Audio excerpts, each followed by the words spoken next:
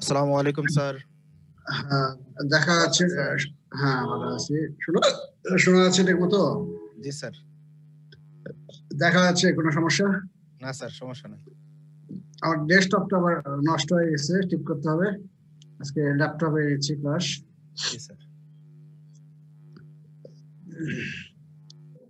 তাহলে আজকে পড়াবো, প্রথমে পড়বো ভাইরাল রেপ্লিকেশন, আর পরে পড়বো হলো প্যাথোজেনেসিস। দুইটা চ্যাপ্টার পড়বো। রেপ্লিকেশনটা গত ক্লাসেরই কন্টিনিউয়েশন, ইন্ট্রোডাকশন। তো ভাইরাস রেপ্লিকেশন, ভাইরাস যে মাল্টিপ্লাই করে যে পদ্ধতি, সেটা কি বলা হয়? Virus replication. অলরেডি জেনে গেছেন। একটা ভাইরাস থেকে রেপ্লিকেশনের মাধ্যমে more than hundreds of progeny virus are produced.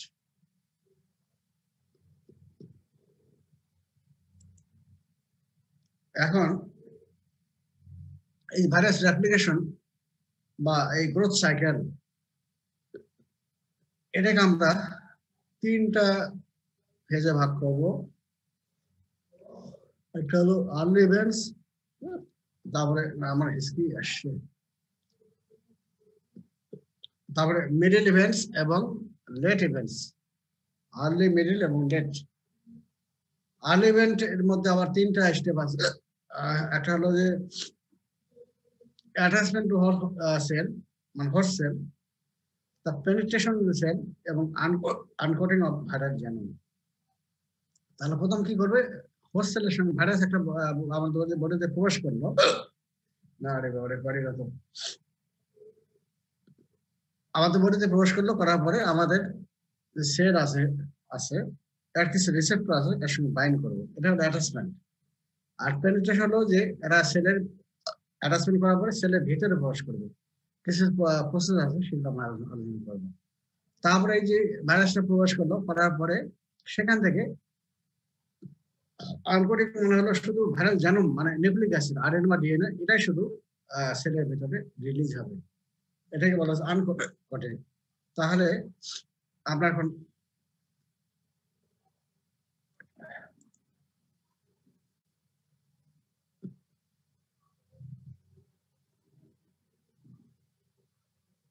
তাহলে হলো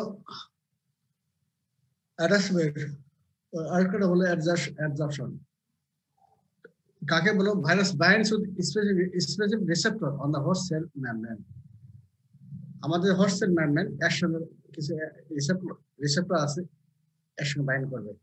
সব ভাইরাস কিন্তু সব রিসেপ্টরের সঙ্গে বাইন্ড করতে পারে না, ঠিক আছে? কিছু স্পেসিফিক রিসেপ্টর আছে। যেমন এক্সাম্পল দিই, দূর একবার এখানে আসতে হবে।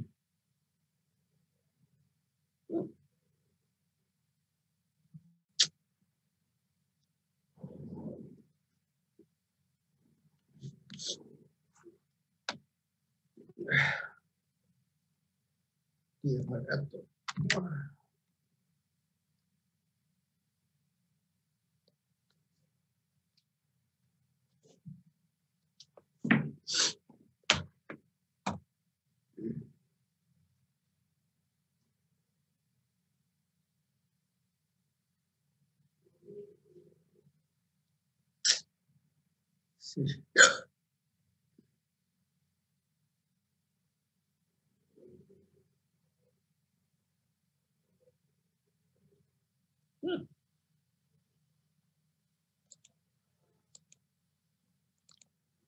আচ্ছা,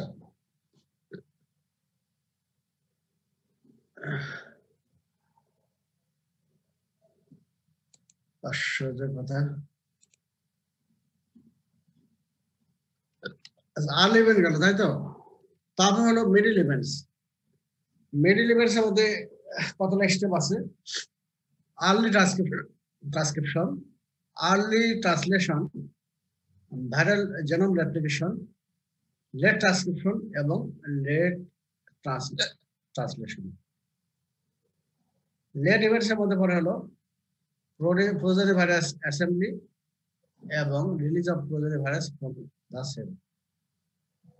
তাহলে এগুলো আমরা ডিসকাশন করি তাহলে বলবো। না রে বাবা, আজকে তো মুশকিল পড়ে গেলাম। আচ্ছা, অ্যাটাচমেন্ট দেখো, রিসেপ্টরের সঙ্গে বাইন্ড করলো, তাই তো? এই দেখো, এখানে ভালো করে দেখো, এখানে নিচেরটা হলো তোমার হলো নিচে দেখো হোস্ট আর উপরেটা কি ভাইরাস, তাই তো? স্পেরিক্যাল। আর কি হতে পারে? রড লাইক হতে পারে, রিক লাইক হতে পারে, অনেকগুলো হতে পারে, তাই না? আর এই গ্লাইকোপ্রোটিন রিসেপ্টর আছে, যে এটা ইনভ্যালভ ভাইরাস, এবং এই যে স্পাইক গুলো হলো গ্লাইকোপ্রোটিন রিসেপ্টর, গ্লাইকোপ্রোটিন স্পাইক। এখন হোস্টেল ম্যামেন এর সঙ্গে তোমার এই রিসেপ্টর আছে, তাই তো? এই রিসেপ্টর সঙ্গে বাইন্ড করবে, ঠিক আছে? সেল তাহলে আমাদের বডিতে প্রবেশ করার পরে এই রিসেপ্টর সঙ্গে বাইন্ড করবে, এটাই হলো অ্যাটাচমেন্ট অর অ্যাবজর্পশন। তাহলে অ্যাটাচমেন্ট না করলে তারা ইনফেকশন করতে পারবে না, ওই ব্যাকটেরিয়ার মতোই। এখন আমরা এক্সাম্পল আসি, দেখো এই সেল ভাইরাস তার সঙ্গে বাইন্ড করে, এরা বাইন্ড করে CD4 receptor of helper cell. Helper T সেলে রিসেপ্টর যেটা আছে সেটা হলো CD4 রিসেপ্টর। আর হেল্পার আর সাইটোটক্সিক টি সেল, এখানে রিসেপ্টর আছে হলো CD8 রিসেপ্টর, তাই তো? তাহলে এগুলো মেইনলি তোমার বাইন্ড করবে হেল্পার টি সেলের রিসেপ্টর, কোনটা CD4 রিসেপ্টর সঙ্গে বাইন্ড করবে। আর তোমার র্যাবিস ভাইরাস কার সঙ্গে বাইন্ড করে? অ্যাসিডাইল কোলিন রিসেপ্টর। তারপরে এস্টিক বার ভাইরাস আর কার সঙ্গে বাইন্ড করবে? বি সেলের সঙ্গে, বি সেলের কোন রিসেপ্টর সঙ্গে? CD21 receptor. খেয়াল থাকবে?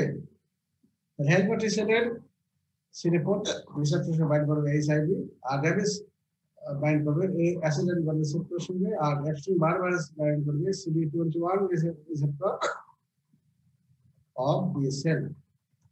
হ্যাঁ, এগুলো সে বাইন্ড করবে। বাইন্ড করার পরে তারপরে কি হবে? পেনিট্রেশন করবে, তাই তো? পেনিট্রেশন করবে। পেনিট্রেশন করবে কি হবে?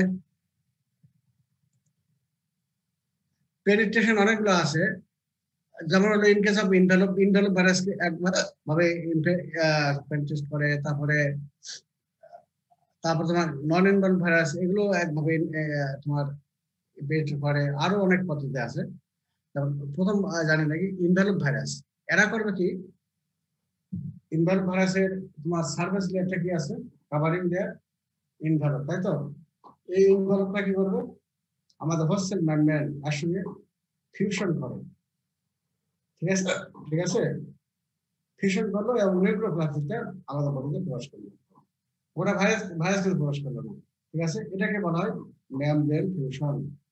তাহলে in case of envelop virus, viral envelope may fuse with the host cell membrane and the nucleocapsid is released into the cytoplasm.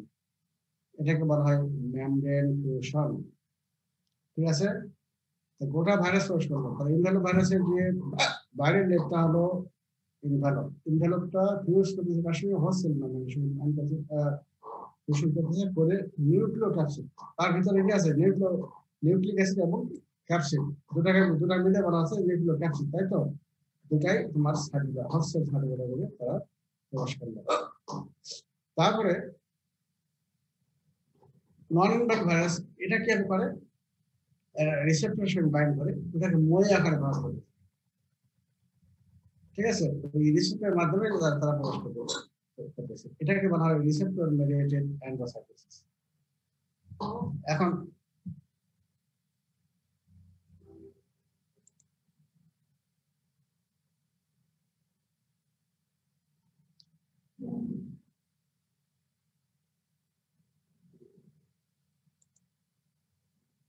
তাহলে এখানে দেখো ফিউশন করলো করে এটা অ্যানিমেশনে নষ্ট হয়ে গেছে, বুঝছো?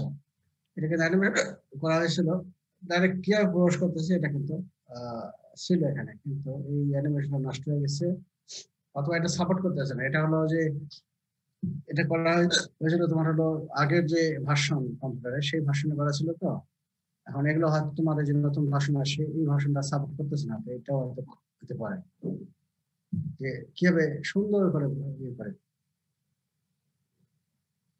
আরো কিভাবে আসতে পারে? ফ্যাগোসাইটোসিস, তোমরা তো জানোই ফ্যাগোসাইটিস সেলগুলা কিভাবে তারা ইয়ে করে, ফ্যাগোসাইটিস সেল নিউট্রোফিল মানে ম্যাক্রোফেজ কিভাবে করে, ভাইরাস যখন প্রবেশ করলো বা ব্যাকটেরিয়া প্রবেশ করলো তখন কি করবে, তার ভাইরাস বা ব্যাকটেরিয়া যে মেমব্রেনটা আছে সিটোপোরিয়া তৈরি করে, সিটোপোরিয়া তৈরি করে তাকে তাকে কি সৌদে ঘিরে ফেলে তাকে ইনগাল করলো, এটা হলো ফ্যাগোসাইটোসিস। এটা নতুন করে বলার কিছু নাই। Virus may enter by phagocytosis whereby the host cell cytoplasmic membrane invaginates and pieces of placing the virus in endocytic vesicle. ওই phagocytosis দেবে। এখানে ফিগারটা দেখাও তাহলে।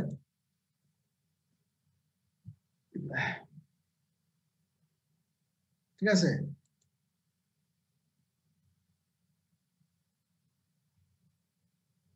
এখানে ক্লাস শান্তি পাচ্ছি না, সেটা পরামর্শটা না আসে অন্য গাছ ফ্যাগোসাইটোসিস গেল। তারপরে আরো কিছু করে হলো ব্যাকটেরিওফাজ মেটাফেজ, মানে হলো যে সমস্ত ভাইরাস ব্যাকটেরিয়াকে ইনফেকশন করে তাকে বলো ব্যাকটেরিওফাজ। এই ব্যাকটেরিওফাজের মাধ্যমে আসতে পারে। আরেকটা আসতে পারে কি direct penetration, some virus enter directly in the cell. তাহলে পাঁচটা ভাবে ইয়ে করতেছে, তাই তো।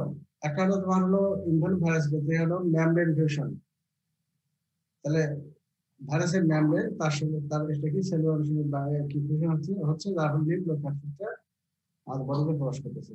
তারপরে নন ইনভলভ ভাইরাসের ক্ষেত্রে কি হচ্ছে, রিসেপ্টর মেটেরিয়াল অ্যান্টিজয়েডিস, তাই তো। প্রথমে রিসেপ্টর বাইন্ড করতেছে, করে রিসেপ্টর দিয়ে তারা সেলুলার প্রবেশ করতেছে। তারপরে আর কে ব্যস্ত পারে ফ্যাগোসাইটোসিস, আর কে ব্যস্ত পারে ব্যাকটেরিওফাজ মেটাফেজ, আর হলো ডাইরেক্ট পেনিট্রেশন। এই পাঁচটা পদ্ধতির মাধ্যমে তারা পেনিট্রেট করে বডিতে প্রবেশ করতেছে। এরপরে স্টেজটা কি, আনকোটিং। আনকোটিং বলতে হলে বোঝায় এই যে ইনভলভ ভাইরাসের ক্ষেত্রে তোমার কাভারিং লেয়ারটা কি থাকে, দুইটা নিউক্লিক অ্যাসিডের কাভারিং করে থাকে ক্যাপসিড, তার উপরে থাকে হলো ইনভ্যালভ, তাই তো। এই যে ইনভ্যালভটা তখন ডেস্ট্রয় হয়ে যাবে, তো তোমার সেপারেট হয়ে যাবে। আর নন ইনভ্যালভ ভাইরাসের ক্ষেত্রে কাভারিং থাকে ক্যাপসিড, এই ক্যাপসিডটা নিউক্লিক অ্যাসিডের সেপারেশন হবে, এটাকে বলা আছে আনকোটিং। এই সেপারেশন হইলো তারপরে তোমার ইনভ্যালভ ভাইরাসের ক্ষেত্রে নিউক্লিক অ্যাসিড শরীরের ভিতরে প্রবেশ করতেছে, আর নন ইনভ্যালভ ভাইরাসের ক্ষেত্রে শুধু নিউক্লিক অ্যাসিডটা ভাইরাসের বডিতে প্রবেশ করতেছে। এটাই হলো তোমার হলো আনকোটিং, বুঝছো? তাহলে আনকোটিং means physical separation of viral nucleic acid from outer structural component, এবং এই সময় loss of infectivity of virus of this stage, যেহেতু আনকোটিং হয়ে গেল এই সময় ভাইরাস তোমার ইনফেকশন করবে না, কিন্তু ইনফেকশন ক্যাপাসিটি এবার ইয়ে হয়ে গেল। এবং after uncoating virus release into the host cell as free nucleic acid in case of naked virus, এবং nucleic acid which contain polymerase ইটোফাসিন ইনভলভ ভাইরাস। নিশ্চিত লাগবে না,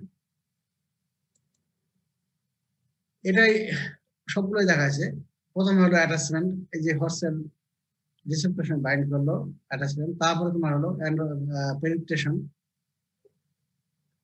এখানে দেখাচ্ছে, দেখো কি হবে। প্রথম ভেসিকেল তৈরি করতেছি এন্ডোসাইটোসিস বা ফ্যাগোসাইটোসিস, দেখো, এবং পরে হলো আনকোটিং। এটা অত ভালো বোঝা যাচ্ছে না।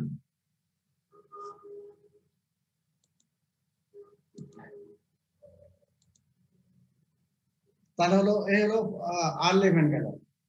তারপরে মিডল ইভেন্ট কি, জিন এক্সপ্রেশন এন্ড জেনোম রেপ্লিকেশন। এখানে হবে তোমার এইখানে তোমার জিনটা রেপ্লিকেশন হবে, তারপর তোমার হলো ওই যে এনজাইমেটিক প্রোটিন তৈরি হবে এবং স্ট্রাকচারাল প্রোটিন তৈরি হবে, এই সময় তৈরি হবে। তিনটা জিনিস এখানে তৈরি হবে। কি হচ্ছে এখানে আমরা ভাগ করে দেখো, early translation, genome expression and genome replication. 4 number কি ছিল, লেট ট্রান্সক্রিপশন এবং লেট ট্রান্সলেশন। 5টা রয়েছে, তাই তো। মিডল ইভেন্ট আর্লি ট্রান্সক্রিপশনে কি হয়, it means synthesis of early viral messenger RNA from the viral nucleic acid. তাহলে ভাইরাল কি মেসেঞ্জার আরএনএ সিনথেসিস হবে, ঠিক আছে? It means synthesis of viral early viral Messenger RNA synthesis হবে। আর আর্লি ট্রান্সলেশন কি হবে এখানে হবে, it means synthesis of functional protein. Functional protein কোনটা? আর্লি, ওটাকে আরো বলি আর্লি প্রোটিন অথবা বলি এনজাইমেটিক প্রোটিন বলি। যেগুলো প্রোটিন দ্বারা এনজাইম তৈরি হবে সেগুলোকে বলা হয় মানে ফাংশনাল প্রোটিন বলা হয় বা আর্লি প্রোটিন বলা হয়। এবং এটা প্রতিষ্ঠিত হয় আর্লি ট্রান্সলেশন। তাহলে প্রথম হলো তোমার ভাইরাল আরএনএ, প্রথম স্টেজে আর্লি ট্রান্সক্রিপশন মানে কি? নিউক্লিক অ্যাসিড থেকে তৈরি হলো আরএনএ, মেসেঞ্জার আরএনএ তৈরি হলো। আর আরএনএ কাজ কি? প্রোটিন সিনথেসিস করা, তাই তো? আর পরে স্টেজ ট্রান্সলেশন মানে হলো এই মেসেঞ্জার আরএনএ থেকে তোমার প্রোটিন সিনথেসিস হবে। প্রোটিনটা কি না স্যার? Functional protein. তো ফাংশনাল প্রোটিন কোনটা? যেটা হলো আর্লি প্রোটিন বা enzymatic protein on the basis of base sequence of Messenger RNA. এইটুকু। এরপর হলো জেনোম অ্যাপ্লিকেশন। এখানে কি হবে? এই জিনটা এক্সপ্রেশন হবে কি হবে? ফাংশনাল প্রোটিন যেটা আগে তৈরি হলো বা এনজাইমেটিক প্রোটিন তৈরি হলো, এটা কি? Replicate viral genome and form many copies of viral genetic material of the progeny virus particle. এখানে পরে ফিগারে আসতেছে নেট ট্রান্সক্রিপশন মানে কি হলো?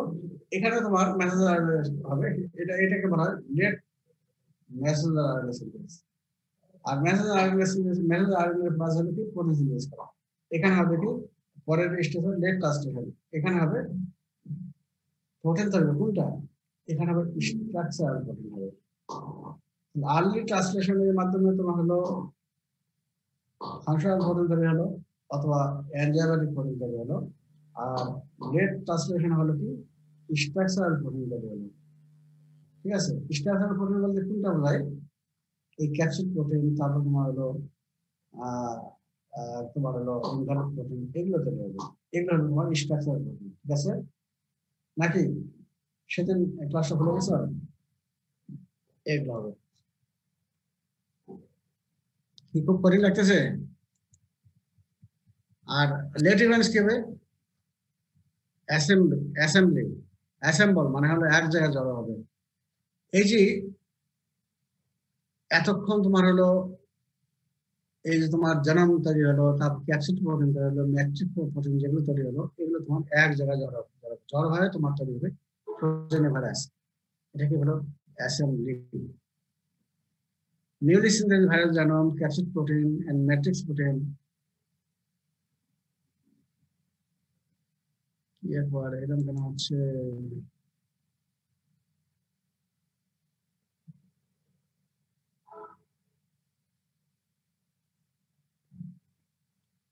আচ্ছা হলো, তারপরে এখন অ্যাসিড প্রোটিন ভাইরাস তৈরি হলো, এটা আবার রিলিজ হবে। রিলিজ হবে তোমার দুই হবে, একটা হলো তোমার ইনভ্যালভ ভাইরাস যদি হয়, রিলিজ হবে by budding process. Budding process কি? ভাইরাস যে প্রোটিন ভাইরাস যেটা তৈরি হলো, এটা করবে কি?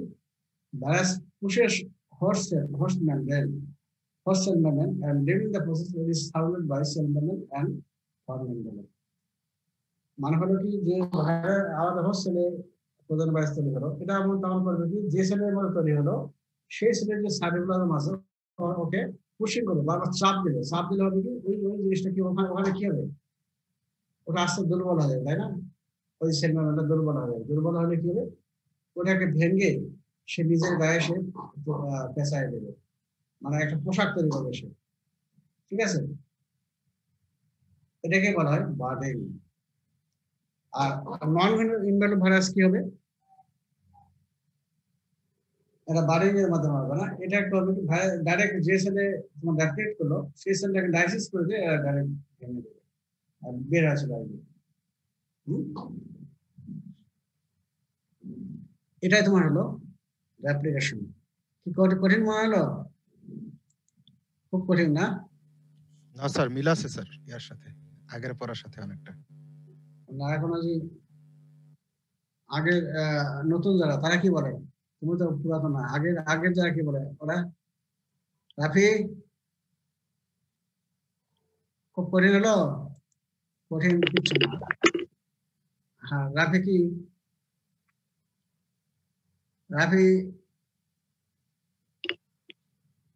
রাফি সাইলেন্ট। তারপরে যে মেয়েটা কি নাম তোমার? সবাই সাইলেন্ট, তার মানে ওরা বুঝতে পারে নাই। এখন এই যে ফিগারটা দেখো, তাহলে তোমার ফিগারটা আরো ভালো বুঝবে। এবং এই ফিগারটাই তোমরা পরীক্ষায় অবশ্যই আসবে। তাহলে এটা রিটেন আসে তো, ভাইভাতে ধরা হয়। এগুলো তোমরা ভালো করে ফিগারটা আঁকবে, তাহলে তোমাদের ইজি হবে। ফিগারটা দেখো তো বুঝতে পারো কিনা। তাহলে আমি ভাগ করলাম কয়টা, একটা হলো 3টা stage, early level, middle level এবং লেট লেভেল। আর্লি লেভেলটা কি বললাম?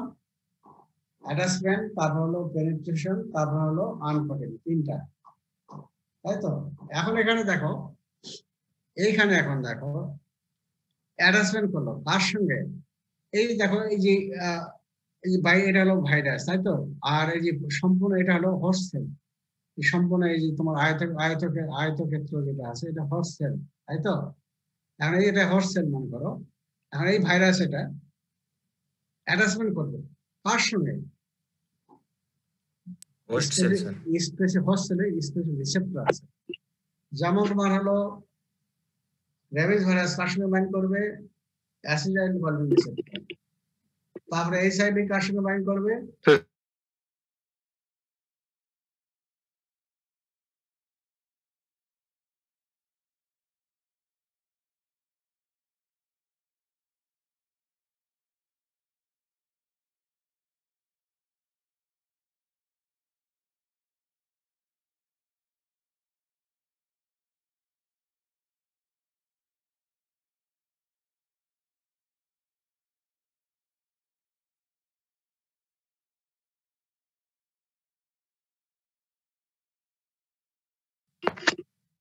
ফিউশন করে স্যার মেমব্রেনের সাথে। Membrane fusion.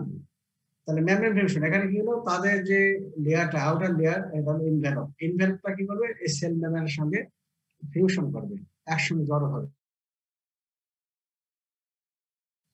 ওই তোমার যে ওর ভিতরে যে কন্টেন্ট, ভিতরে কন্টেন্ট কি আছে? নিউক্লিক অ্যাসিড এবং ক্যাপসিড।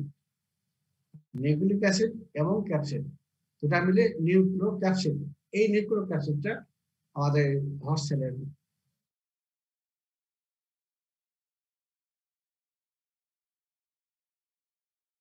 রিসেপ্টর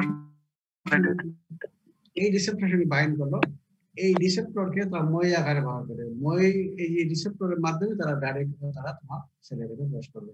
এই জন্য বলা আছে রিসেপ্টর মেডিয়েটেড এন্ডোসাইটোসিস। আর কেন করতে পারে? ফ্যাগোসাইটোসিস। ওই যে যে সেলটা আছে আমাদের ফ্যাগোসাইটিস সেল, এগুলো কি করবে? যেমন নিউট্রোফিল, ম্যাক্রোফেজ, ডেন্ড্রাইটিক সেল, এগুলো কি করবে? ফ্যাগোসাইটোসিস করবে। যেমন ব্যাকটেরিয়া আমরা অলরেডি দেখেছি, ঠিক এই করবে। প্রথমে কি করে? তাদের তো মুখ নাই, তাই তো? তারা কি করে? তাদের যে সেল মেমব্রেনটা ওই ভাইরাস বা ব্যাকটেরিয়াকে তাদের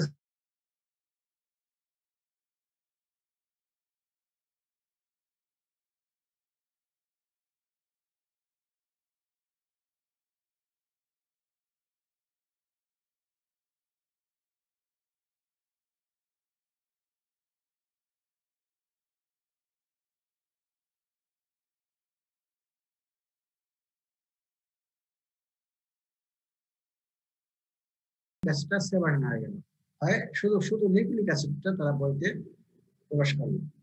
ঠিক আছে? তাহলে এটা হলো তোমার হলো আনকটিং।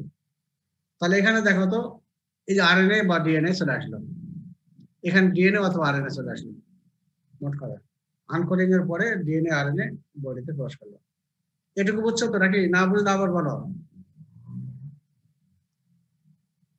নতুন যারা তারা বলো, বুঝছো? জি স্যার। আচ্ছা, তারপরে দেখো এরপরে হলো মিডল লেভেল। মিডল লেভেলে ওই যে বললাম যে 5টা স্টেজ। প্রথম হলো কি? Early transcription. আর্লি ট্রান্সক্রিপশন মানে synthesis of early viral Messenger RNA synthesis. ঠিক আছে? তারপর হলো আর্লি ট্রান্সলেশন, মানে কি হলো? Synthesis of early early early protein তৈরি হবে, বা ফাংশনাল প্রোটিন বা এনজাইম এনজাইমেটিক প্রোটিন তৈরি হবে এখানে, ঠিক আছে। এখানে দেখো, তারপরে মিডিল ইভেন্টটা কি, তাহলে এখানে দেখো তো আর্লি ইভেন্টে দেখো তো, আর্লি ট্রান্সক্রিপশন মানে কি হলো, এই দেখো মেসেঞ্জার আরএনএ সিনথেস হলো, দেখাচ্ছে তো নাকি? আমার পয়েন্টারটা দেখা জি, যাচ্ছে? স্যার। দেখা যাচ্ছে স্যার। এই ভাইরাল মেসেঞ্জার আরএনএ দেখো এখানে সিনথেস। আর্লি ট্রান্সক্রিপশন মানে হলো আর্লি মেসেঞ্জার আরএনএ সিনথেস, ঠিক আছে। তারপরে দেখো আর্লি ট্রান্সলেশন, তার মানে আর্লি ট্রান্সলেশন মানে কি, ওই মেসেজ হলো যে ওখান থেকে প্রোটিন তৈরি হবে। প্রোটিন কোনটা হবে? প্রোটিন। যেটা ফাংশনাল প্রোটিন, এটাকে বলবো এনজাইমেটিক প্রোটিন বা আর্লি প্রোটিন, এটা তৈরি হলো, ঠিক আছে। তারপর 3 নম্বর স্টেজে কি ছিল? Genome replication. এই যে আরএনএ বা ডিএনএ প্রথম তোমার আনকোডিং হলো, এই আরএনএ ডিএনএ থেকে তোমার হবে আরএনএ ডিএনএ এর সঙ্গে তোমার এই যে তোমার যে এনজাইমেটিক প্রোটিন তৈরি হলো, ঠিক আছে, এনজাইম তৈরি হলো, তাই তো? এই যে এনজাইম হওয়ার জন্য ওটাকে বলছে ফাংশন প্রোটিন। এই এনজাইম গুলো কাজ করতেছে তখন তোমার এই যে জেনারেশনে কাজ করে মিলে জেনোম এবং তোমার জেনোমের সঙ্গে জেনোম এবং ফাংশনাল প্রোটিন এনজাইমেটিক প্রোটিন মিলিয়ে তৈরি হলো জেনোম রেপ্লিকেশন। এবং এই সময় কি ম্যানি কপিস অফ জেনোম তৈরি হবে, অনেকগুলো। এখানে দেখো, যদি আরএনএ ভাইরাস হয় তাহলে আরএনএ জেনোম তৈরি হবে, যদি ডিএনএ ভাইরাস হয় তাহলে ডিএনএ ভাইরাস তৈরি হবে। এখানে দেখো, এখানে একটা যে উপরে দেখো, এখানে একটা ভাইরাস দেখাচ্ছে, একটা আরএনএ দেখাচ্ছে বা ডিএনএ দেখাচ্ছে। আর এখানে দেখো কতগুলো কপি দেখালো, অনেকগুলো কপি, এখানে অনেকগুলো কপি তৈরি হবে। তাহলে তোমার এই যে আরএনএ বা ডিএনএ এর সঙ্গে তোমার যে এনজাইম এটার সঙ্গে ক্রিয়া করে তোমার ম্যানি কপিস অফ ডিএনএ অথবা আরএনএ তৈরি হবে। আরএনএ হলে আরএনএ ভাইরাস যদি হয় তাহলে আরএনএ তৈরি হবে, আরএনএ কপি তৈরি হবে, আর ডিএনএ ভাইরাস যদি হয় তার ডিএনএ কপি তৈরি হবে। এটুকু বুঝলাম তো। আরেকটা থেকে যাও, 4 নম্বর স্টেজে কি লেট ট্রান্সক্রিপশন, তার মানে কি synthesis of late messenger RNA synthesis, ঠিক আছে। তারপরে 5 নম্বর স্টেজে যাও লেট ট্রান্সলেশন, ওটা কি মানে হলো সিনথেস অফ, এটাও লেট প্রোটিন তৈরি হবে, লেট মেসেঞ্জার আরএনএ সিনথেস থেকে লেট এখানে প্রোটিন তৈরি হবে। প্রোটিন কোনটা? Structural protein. Structural protein. Structural protein বলতে কোনটা বোঝায়? তোমার হলো capsid sir. Capsid protein. Protein, enzyme, তারপর তোমার স্ট্রাকচারাল প্রোটিন, এগুলো তোমার স্ট্রাকচারাল প্রোটিন, এগুলো তৈরি হবে, ঠিক আছে। ইনভ্যালিড প্রোটিনটা বাদ দাও, তোমার ম্যাট্রিক্স প্রোটিন বন্ধু, ম্যাট্রিক্স প্রোটিন এবং ক্যাপসিড প্রোটিন তৈরি হবে এই বলতে এখানে। এখন এই এতগুলো স্টেজ হলো, এখন এইদিকে তোমার দেখো, তারপরে 4 নম্বর স্টেজ কি ছিল? অ্যাসেম্বলি, হ্যাঁ অ্যাসেম্বলি, তাই তো? এই দেখো প্রথম স্টেজে কি হলো? এনজাইমেটিক প্রোটিন তৈরি, এগুলো। তারপর তোমার ওই যে জেনোম তৈরি হলো, তাই তো? আরএনএ বা ডিএনএ তৈরি হলো। তারপরে তৈরি তোমার কি স্ট্রাকচার প্রোটিন, স্ট্রাকচার প্রোটিন বলতে ক্যাপসিড প্রোটিন এবং ম্যাট্রিক্স প্রোটিন তৈরি হলো। এগুলো একসঙ্গে ধরা হলো, অ্যাসেম্বল হলো, একসঙ্গে ধরা হলো। যেমন বাংলাদেশে আমরা কি করি, বিভিন্ন কান্ট্রি থেকে বিভিন্ন ওই যে তোমার মোটরসাইকেল বলো বা তোমার এই কার বলো, ওরা কি হয় পার্টস নিয়ে আসা হয়, ডাইরেক্ট কি তোমার গাড়ি নিয়ে আসা হয়, পার্টস নিয়ে আসে এখানে তোমার নিয়ে আসা হয় স্যার। তো এখানে তোমার সেট করে অ্যাসেম্বলি করা হয়। আগে তোমার হলো বিভিন্ন তোমার পার্ট গুলো তৈরি হলো, তাই তো? পার্ট গুলো তৈরি হওয়ার পরে এখানে অ্যাসেম্বল করা হলো, এখানে তোমার হলো এক জায়গায় জড়ো হয়, তখন তোমার তৈরি হয় হলো, এটাকে বলবো প্রোজেনিক ভাইরাস, তাই তো? এখন এই প্রোজেনিক ভাইরাস তোমার তৈরি হলো, এখন এই ভাইরাসটা তোমার কি করবে? এই সেল থেকে বাইরে যাবে, এটাকে বলা হয় রিলিজ। রিলিজ কিভাবে করবে? এখানে ভাগ করবে, তোমার একটা হলো বার্ডিং, ইনভ্যালভ ভাইরাস, আর একটা হলো নন ইনভ্যালভ ভাইরাস। ইনভ্যালভ ভাইরাস কি হয়? By budding. Budding sir. Budding কি হবে? এখানে দেখো এই যে সেল মেমব্রেন আছে, তাই তো? সেল মেমব্রেনে করবে ওই প্রোজেনিক ভাইরাস বারবার ওখানে পুশিং করবে, চাপ দেবে, ওখানে প্রেসার দেবে, ওখানে দিতে ওই জায়গাটা, ওই সেল মেমব্রেনে ওই জায়গাটা আস্তে আস্তে দুর্বল হয়ে যাবে, ঠিক আছে? দুর্বল হয়ে যাবে, তারপরে ওটা ভেঙে যাবে, তখন ওই সেল মেমব্রেনের ওই অংশটুকু তারা নিজের বডিতে তারা একবার নিজের মনে করে তারা নিজের পোশাক তৈরি করলো। হ্যাঁ, ঠিক আছে, তখন নিজের পোশাক তৈরি করে ওখানে তোমার ইনভেলপ তৈরি হলো, তাহলে নাকি হয় তোরা রিলিজ করবে, এটাকে বলা হয় বার্ডিং। হ্যাঁ, আর নন ইনভেলপ ভাইরাস কি হলো, লাইসিস। এরা তোমার ডাইরেক্ট সেলকে লাইসিস করে একদম এইটুকু হলো তোমার হলো রেপ্লিকেশন অফ ভাইরাস। তাহলে এখন ফিগার দেখে এখন কি কঠিন মনে হচ্ছে না সোজা মনে হচ্ছে? কোনটা বলো? সোজা স্যার। নতুন নতুন কি যে মেয়েটার নাম কি জানো? স্যার রিক্তা দে টুম্পা স্যার। তো রিক্তা দে টুম্পা স্যার। রিক্তা দে টুম্পা আসেনি আজকে স্যার, নেটওয়ার্ক সমস্যা নাকি স্যার? আসে নাই মনে হয় স্যার। আচ্ছা,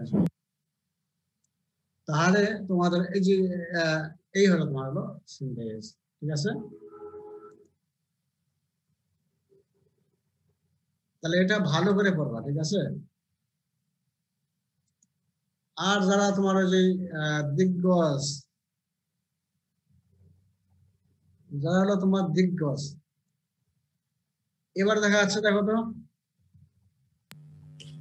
না স্যার, স্যার এই স্লাইডটা স্যার করতে হবে স্যার, আগে যেটা শেয়ার দেওয়া স্যার ওইটা কাটতে দিতে হবে স্যার। ওটা তো কাটলামই, তো ওটা কাটলে কেটে তো এটা নিয়ে আসলাম, তারপর আমাকে নতুন নতুন সেটা দিতে হবে। জি স্যার, আগেরটাই দেখা যাইতেছে স্যার। আচ্ছা আচ্ছা, আগে তাহলে আমি দেখি তো এখন। না স্যার, আসে না এখনো স্যার। আচ্ছা, এখন তার মানে স্যার শেয়ারের মধ্যে চাপ দিলে স্যার ওইখানে দেখেন স্যার যে স্লাইডটা এখন দিছেন আর কি, ওই স্লাইডটা ওকে দিয়ে শেয়ার দেন, তাহলে আসা যাবে।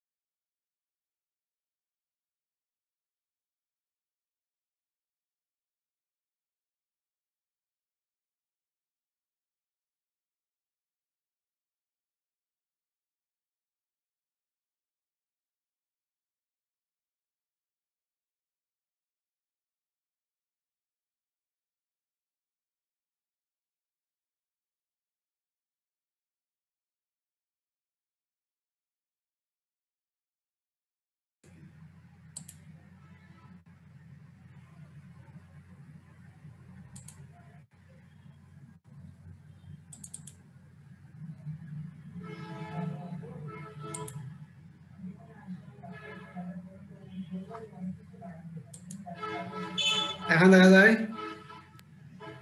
জি স্যার, জি স্যার, দেখা যাচ্ছে স্যার। স্যার, হ্যাঁ স্যার রেপ্লিকেশনের একটা কোশ্চেন। বলো।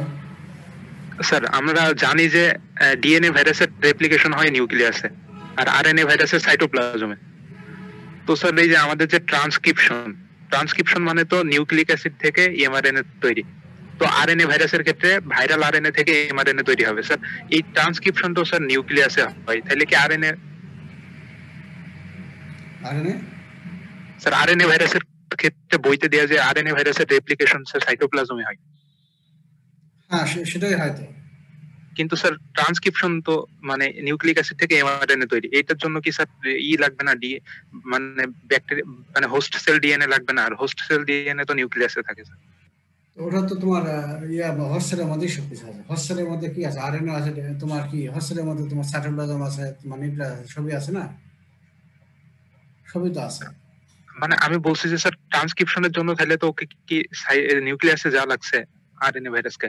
হ্যাঁ হ্যাঁ, তবে তোমাদের এতটুকু তোমাদের এই লেভেলে এতটুকু তোমার না জানলে হবে, বুঝছো? খালি জিনিসটা খালি বুঝে যাও। ওই যে তোমাদের প্রথম যে ইয়েটা, যেটা তোমার যে প্রথম যে কি বলে যে স্টেজগুলো, ওগুলো ভালো করে পড়ো। কিন্তু কোনটা নিউক্লিয়াসে হচ্ছে, কোনটা তোমার সাইটোপ্লাজম হচ্ছে, এটা তোমাদের ক্ষেত্রে এটা জানার প্রয়োজন নাই। এটা আমরা জিজ্ঞাসা করি না, না পারলে ও ভাই সমস্যা নেই, বা রিটেন লিখতে তাও কিন্তু হয়, এত ডিপে যাওয়ার প্রয়োজন নেই। ঠিক আছে, জি স্যার। এগুলো তোমাদের হলো কনফিউশন দেখা দেবে যে কোনটা তোমার নিউক্লিয়াস হবে, কোনটা তোমার সাইটোপ্লাজম হবে, এগুলো তোমার খেয়াল রাখতে পারবে না। এই জন্য আমি কিন্তু অত ডিটেলস বলতেছি না কিন্তু। ঠিক আছে, যতটুকু তোমার মানে কম দেখা যাবে সেটাই তোমার জন্য ভালো। এমবিবিএস এ আমরা এতটুকু ইয়ে করবো না, তো ওইটা না আমরা অতটুকু আমি বলতে চাচ্ছি না। এটা এগুলো কারণে আমি ডিটেলস বলিনি। হ্যাঁ, এগুলো নিয়ে তো একটা টপিকস নিয়ে আলোচনা করলে তো বহু আলোচনা করা যাবে। অনেক অনেক। তো তোমাদের জন্য শর্টকাটে যেটা প্রয়োজন, আমি তো আমার যে স্লাইডগুলো তোমরা হয়তো মনে করো যে আমি স্লাইড মানে খুব আমি ওর বেশি পড়াই নাকি, মনে হয় তাই না? স্যার স্লাইড ছাড়া পড়লে আরো অনেক বেশি পড়া লাগে স্যার, কিন্তু স্লাইডের জন্য কম পড়া লাগে স্যার।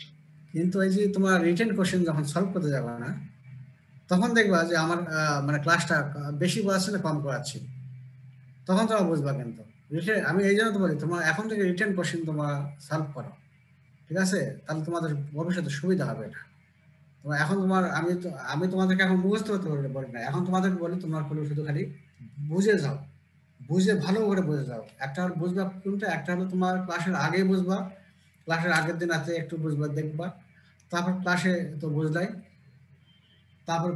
তারপরে রাত্রে কি আবার সেই জিনিসটা করো। ঠিক আছে, তাহলে তোমাদের ইফেক্টিভ ক্লাস এই যে না এইভাবে হয়। ইফেক্টিভ ক্লাস আমি খালি একমুখী হয় না, বুঝছো? যেমন এই জিনিসটা তোমরা মানে ভালো করে ইয়ে করো। এটা এখন আর যেটা করতে হয় সেটা আমি বলে দিই, যেটা করতে হয় না সেটা বলে দেয় না। তারপর তো তোমাদের মনে করো আবার যখন এগুলো ক্লাস শেষ হবে রিভিউ ক্লাস করবো। রিভিউ ক্লাস বলতে আমি বেশি রিভিউ নিই না, তখন আমি রিভিউ ক্লাস করি কোনটা, যেটা তোমাদের দিন ভাইভাতে বেশ করে যেগুলো ধরা হয় ভাইবার জন্য, যেগুলো আমরা কোশ্চেন বিভিন্ন জায়গাতে এক্সটার্নাল যারা আসে তারা কি কোশ্চেন চাই ক্লাস করি। ঠিক আছে, তখন আমরা রিভিউ ক্লাসে এগুলো করবো। আবহাওয়াতে এগুলো তোমার এগুলো শেষ হয়ে যায়। আচ্ছা, স্যার এর হলো স্যার একটু কোশ্চেন ছিল স্যার, স্যার পড়ার বাইরে স্যার কোশ্চেনটা। স্যার এই যে স্যার আমাদের জানুয়ারির 20 তারিখের পরে পরীক্ষা হওয়ার কথা স্যার, স্যার এটার জন্য কি স্যার আমাদের হোস্টেলে 1 মাস আগে থেকে অবস্থান করা লাগবে স্যার? এটা ব্যাপারে আমি বলবো না।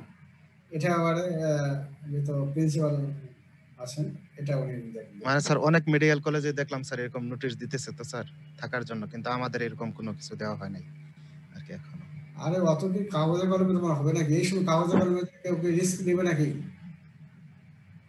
কাগজে কেন আমরা ইয়ে করছি তো, আমরা অলরেডি তোমার ওই যে ফরেনার যে যারা স্টুডেন্ট তাদেরকে কিন্তু ইয়ে করা আছে, তাদের নামের লিস্ট কিন্তু চলে গেছে, তাদের নামের লিস্ট চলে গেছে যে তোমাদের এবং তাদের ইন্ডেক্সে দেওয়া হয়ে গেছে তাদের নামের লিস্ট, যাতে ওই তোমার ইয়েতে না আটকায়, বিয়ান বন্ধ বলো বা তোমার ইসলাম বন্ধ বলো না আটকায়, তাদের নামের লিস্ট চলে গেছে। এবং কলেজ তোমার অনেকে চলে আসে, তুমি হয়তো বাসায় আছো কিন্তু অনেকে চলে আসে, তুমি জানো? জি স্যার অনেকেই দেখছি স্যার আছে স্যার। অনেকে চলে আসে, অনেকে এখন অনেক আছে। তারপরে এখন তোমাকে আমরা কি অত কিছু লিখিত হবে দেওয়া যায় না, তো লিখিত হবে দিলে তোমার যদি পজিটিভ হয় তখন তোমার বলবো যে এই আমাদের ডাকছে স্যার আমাকে বলতে পারছে, কারণ আমরা তো লিখিত হবে অত কিছু দেবো না। তো এগুলো তোমাদেরকে নিজেদেরকে সিদ্ধান্ত কিছু নিতে হবে। পরীক্ষা যখন হবে তখন তোমার তো কলেজে আসতেই হবে, একটু পাবো না, তোমাকে বাসা থেকে পরীক্ষা দেবা নাকি? না স্যার কলেজে আসতে হবে স্যার। তারপরে 1 মাস আগে থেকে তোমাদের আসতে হবে, এসে তোমাদের আমরা ওই ইয়ে করবো, তোমার করোনা টেস্ট করাবো না, তোমাদের করোনা টেস্ট করাবো, তারপরে তো স্যার করোনা টেস্টটা স্যার কখন করাবেন স্যার, কতদিন আগে? সেটা এখন ওটা নিয়ে চিন্তা তোমাদের নেই, ওটা আমরাই করে দেবো। আচ্ছা স্যার, আচ্ছা স্যার। এখন তোমরা আগে আসো, তারপরে এরপরে এসো ভাইরাল প্যাথোজেনেসিস। প্যাথোজেনেসিস মানে তো যে ব্যাকটেরিয়াল প্যাথোজেনেসিস একই মতোই, কিছু এখানে পার্থক্য হবে। তো প্যাথোজেনেসিস করার আগে আমরা একটু বলবো যে একটা ভাইরাস যখন আমাদের সেলকে ইনফেকশন করলো, প্রথম তো তোমার ভাইরাস নিজেই ড্যাপ্লিকেট করলো, তাই তো? এই যে ড্যাপ্লিকেশন করতেছে, এই করতে গিয়ে বা ভাইরাস তোমার গ্রো করলো, তাই তো? গ্রো করলো, এই সময় আমাদের সেলে কিছু চেঞ্জ হয়, ভাইরাস ইনফেক্টেড সেলে কিছু চেঞ্জ হয়, ঠিক আছে?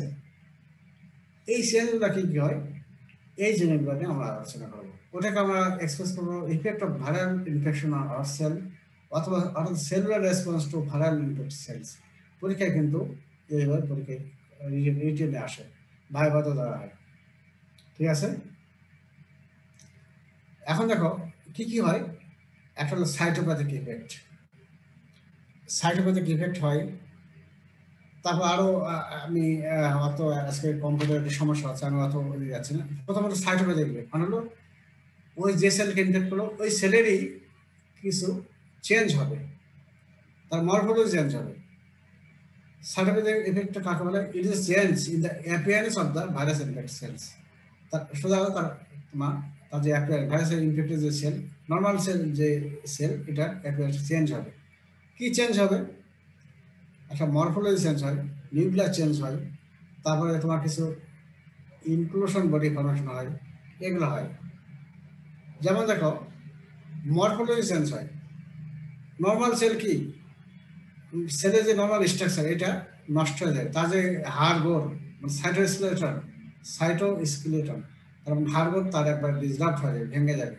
ভেঙে যাওয়ার পরে হবে কি, cell become rounded, maybe due to disruption of cytoskeleton, ঠিক আছে? তাহলে মরফোলজি চেঞ্জ হলো এটা। তারপরে নিউক্লিয়াস চেঞ্জ হবে। হোস্ট সেলে নিউক্লিয়াস চেঞ্জ কি হবে? এই যে হোস্ট সেলের যে নিউক্লিয়াস এবং ক্রোমাটিন এগুলো কি হবে, থাকে তো সেন্ট্রালি, তাই তো? সেন্ট্রাল না থাকে, তারা মার্জিনের দিকে চলে যাবে। এটাকে বলা হয় নিউক্লিয়াস চেঞ্জ। কি হবে? পিকনোসিস, নিউক্লিয়াস যেখানে থাকবে সেখানে সরে আসবে, এবং মার্জিনেশন অফ ক্রোমাটিন। ওকে, আর কি হয়? সেল মেমব্রেনে চেঞ্জ হয়। সেল মেমব্রেনে কি চেঞ্জ হয়? এই ভাইরাস যখন তোমার রেপ্লিকেশন করবে, তখন ওই ভাইরাস থেকে কিছু প্রোটিন তৈরি হয়। তোমার তো ভাইরাস যখন তোমার যে তখন প্রোটিন তৈরি হয় না, অনেকগুলো প্রোটিন তৈরি হয়, তোমার দেখছো তো নাকি? এই রেপ্লিকেশন আমরা দেখায় না, হ্যাঁ? ওই প্রোটিনগুলো হয় কি, সে কিছু কিছু ভাইরাসের ক্ষেত্রে সেল মেমব্রেনে, হোস্ট সেল মেমব্রেনে ইনসার্শন হয়, ওখানে তার আটকে যায়।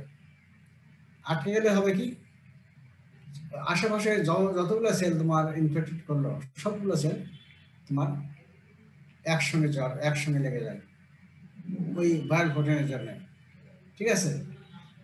যখন যখন 5-6টা বা 8-10টা অনেকগুলো সেল যখন এক জায়গায় তোমার একসঙ্গে লেগে গেল, ফিউশন হলো, তখন সেলটা হবে অনেক বড় হয়ে যাবে। ওটাকে বলা হয় মাল্টি নিউক্লিয়েটেড জায়ান্ট সেলস। এটা বলছো তো? Insertion of host viral protein into cell membrane results in fusion of viral infected cells and formation of multinucleated giant cells. এবং এই মাল্টিনিউক্লিয়েটেড জায়ান্ট সেলস হলো এগুলো শর্টলি, তাড়াতাড়ি লাইসিস হয়, মারা যায়। যেমন কোন কোন ক্ষেত্রে হয়, যেমন এক্সাম্পল হলো হার্পেস ভাইরাস ইনফেকশন যদি হয়, সেক্ষেত্রে হয়। প্যারামিক্সা ভাইরাস ইনফেকশন হলে এই সেল চেঞ্জ হয়। তাহলে কি হলো, এই যে ভাইরাস যখন রেপ্লিকেশন যখন করতেছে, কিছু কিছু ভাইরাসের ক্ষেত্রে এই ভাইরাল প্রোটিনগুলো হোস্ট সেল মেমব্রেনে তারা ইনসার্শন হলো, সেখানে চলে গেল। চলে যাওয়া হলো কি, যে আশেপাশে যেগুলো সেল তোমার ইনফেক্টেড হয়ে গেল, সব সেলগুলোই তখন তোমার ফিউশন হয়ে যাবে। এই তোমার due to viral protein fusion হয়, অনেকগুলো সেল যখন একসঙ্গে ফিউশন হয়ে গেল, তখন সেটাকে বলবো মাল্টিনিউক্লিয়েটেড জায়ান্ট সেলস। কোন ক্ষেত্রে হয়? Herpes virus infection, paramyxo virus infection. Okay, আবার কিছু তৈরি হয় তোমার ইনক্লুশন বডি। ইনক্লুশন বডির এখানে কি হয়, এই যে ভাইরাস তোমার যখনই তোমার এই ভাইরাস আমাদের বডিতে রেপ্লিকেশন হচ্ছে বা প্রবেশ করলো, তখন কি হয়, ভাইরাসের যে পার্টিকেলগুলো সেলের বডির কিছু কিছু জায়গায় তারা জড়ো হয়, এক জায়গায় তোমার একত্রিত হয়, ঠিক আছে? এটাকে বলা হয় তোমার ইনক্লুশন বডি। হ্যাঁ, যেমন তোমার infected cells may contain inclusion body which are discrete areas containing viral protein or viral particles. Viral protein অথবা ভাইরাল পার্টিকেল এগুলো শরীরের কিছু জায়গায় ছড়াছড়িয়ে যায়, মানে এবং জড়ো হয়, সেটাকে বলবো ইনক্লুশন বডি। ইনক্লুশন বডি যেমন নিচের ইয়াটা আমি বলতেছি না, ইনক্লুশন বডি যেমন এক্সাম্পল যেমন দেখো নেগেটিভ বডিস আরেকটা হলো owl eye appearance inclusion body. Negative body তোমরা অলরেডি তোমরা কমিউনিটি মেডিসিনে পড়ে আসছো। এই যে যখন র্যাবিস হয় তখন আমরা র্যাবিস ডায়াগনোস করি বাই পোস্টমর্টম ইয়ে করে, তখন আমরা পাই কি নেগেটিভ বডি পাই, নেগেটিভ বডিস, তাই তো? নেগেটিভ বডিটা আমরা ডেফিনেশন আরো ভালো করে বলবো যখন আমরা র্যাবিস পড়াবো তখন পড়াবো। নেগেটিভ বডি কোথায় পাওয়া যায়? র্যাবিস ভাইরাস ইনফেক্টেড ব্রেন নিউরনে ক্ষেত্রে পাওয়া যায়। হ্যাঁ, আর সাইটোমেগালো ভাইরাস ইনফেকশন যদি হয় সেখানে কি হয়? আউলাই অ্যাপিয়ারেন্স ইনফেকশন। আউল মানে কি? পেশা চোখ দেখছো তো? রাত্রে যদি কেউ পেশা দেখে কেউ ভয় পাওয়া, এরকম কেউ আছে?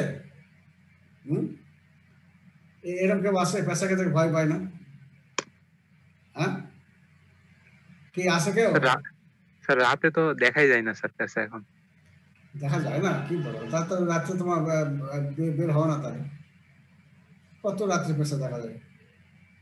পেশা দেখলে ভয় লাগে, ওর চোখ তাকায় থাকে, বুঝছো? হ্যাঁ, দেখলেই ভয় লাগে। তো এটাও দেখাচ্ছি আমি যে owl eye appearance infection body seen in nucleus of the cytomegalo virus infected cell. তো দুটো এক্সাম্পল আমরা জানলাম। এখন আমরা বললাম সাইটোপ্যাথিক ইফেক্ট বললাম, তাই তো? এই তোমার এখানে দেখো তো সেল, এই যেটা কালারিং দেওয়া আছে দেখো তো সেলগুলো কেমন হয়ে গেছে, দেখো তো রাউন্ডেড হয়েছে কিনা, দেখো তো, দেখো তো রাউন্ডেড হয়েছে কি? এই যে রাউন্ডেড এবং ডিপ হয়ে গেছে, তাই না? তাই তো, রাউন্ডেড হয়ে গেছে ডিউ টু রাউন্ডেড কি যেন, তাহলে মরফোলজি চেঞ্জ হলো। রাউন্ডেড কি যেন হলো? Due to disruption of cytoskeleton. তাহলে রাউন্ডেড, ওটা টার্ম আরেকটা বলে বেলুনিং অফ সেল। সেলটা রাউন্ডেড হবে এবং সোলেন হবে, বেলুনের মতো হয়ে যাবে, এই জন্য বেলুনিং অফ সেলস। ঠিক আছে, পরের স্টেজে দেখো, এখানে দেখো তো মাল্টিনিউক্লিয়েট জায়ান্ট সেলস, বোঝা যাচ্ছে কিনা? ওটার আরেকটা বলা হয় সিনসিটিয়াম ফরমেশন।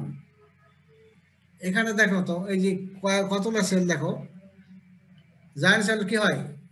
যে তোমার ভাইরাস ইনফেক্টেড সেলে কি হয়, যে প্রোটিন তৈরি হয় সেগুলো প্রথম গুলো কি সেল মেমব্রেনে তোমার চলে গেল। সেল মেমব্রেনে যখন চলে ইনসার্শন হয়ে গেল, তখন আশেপাশে যে যতগুলো ইনফেক্টেড সেল আছে তখন কি ওগুলো কি স্টিকি হয়, ওগুলোর জন্য কি হবে? ওই সেলগুলো তখন ফিউশন হয়, এক জায়গায় ফিউশন হয়। ফিউশন হলে কয়েকটা সেল মিলে তখন বলবো মাল্টিনিউক্লিয়েটেড জায়ান্ট সেলস। এই যে এখানে দেখো তো, বোঝা যায় নাকি? দেখো তো, দেখা যাচ্ছে কতগুলো সেল এক জায়গায় জড়ো হয়েছে না? Multinucleated giant cells. ঠিক আছে, তোমাদের ফিগারে, তোমাদের বইতে মিলায় নাও, খেয়াল থাকবে তো। এটাকে বলা হয় সিনসিটিয়াল ফরমেশন অথবা মাল্টিনিউক্লিয়েটেড জায়ান্ট সেলস। এবং মাল্টিনিউক্লিয়েটেড জায়ান্ট সেলটা কি অল্প দিনের শর্ট টাইমের মধ্যে মারা যায়। নর্মাল সেল তো অনেকদিন বাঁচে, আর মাল্টিনিউক্লিয়েটেড জায়ান্ট সেল যখন তৈরি হয়ে গেল তখন অল্প দিন বাঁচে।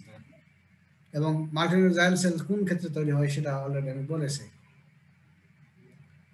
এরপরে ফিগার দেখো তো, এই যে এটা আরো ভালো বোঝাচ্ছে মাল্টিনিউক্লিয়েটেড জায়ান্ট সেল। দেখো তো, আর দেখো তো সেলটা বোঝা যাচ্ছে কিনা, দেখো তো মিজেলস হয় এটা, দেখো তো বোঝা যাচ্ছে?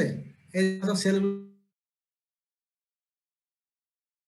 এক জায়গায় জড়ো হয়েছে, দেখো তো বোঝা যায়? এটাই হলো মাল্টিনিউক্লিয়েটেড জায়ান্ট সেলস এগুলো। তারপরে দেখো তো পেশার চোখ দেখা যায় কিনা, দেখো তো আউলাই অ্যাপিয়ারেন্স দেখা যায় কিনা, এই দুটো দেখা যাচ্ছে, দেখো তো কি পেশার চোখ হয়ে গেছে? জি স্যার। পেশার চোখ তোমার আরেকটা জায়গায় পড়বা, কোথায় পড়বা? ওটাকে বলে মিরর ইমেজ, তাই না? কোথায় পড়াবা? প্যাথোলজিতে পড়ানো হয়ে গেছে কিনা? হজকিন্স ডিজিজ পড়ানো হয়ে গেছে? স্যার ওইখানে আওলাই অ্যাপিয়ারেন্স ছিল স্যার, ওইখানে সেই হজকিন্স ডিজিজ তখন জায়গায় পড়বা। এই দেখো আউলাই অ্যাপিয়ারেন্স, হ্যাঁ ঠিক আছে। তাহলে ফিগারগুলো ভালো করে দেখে নেবা।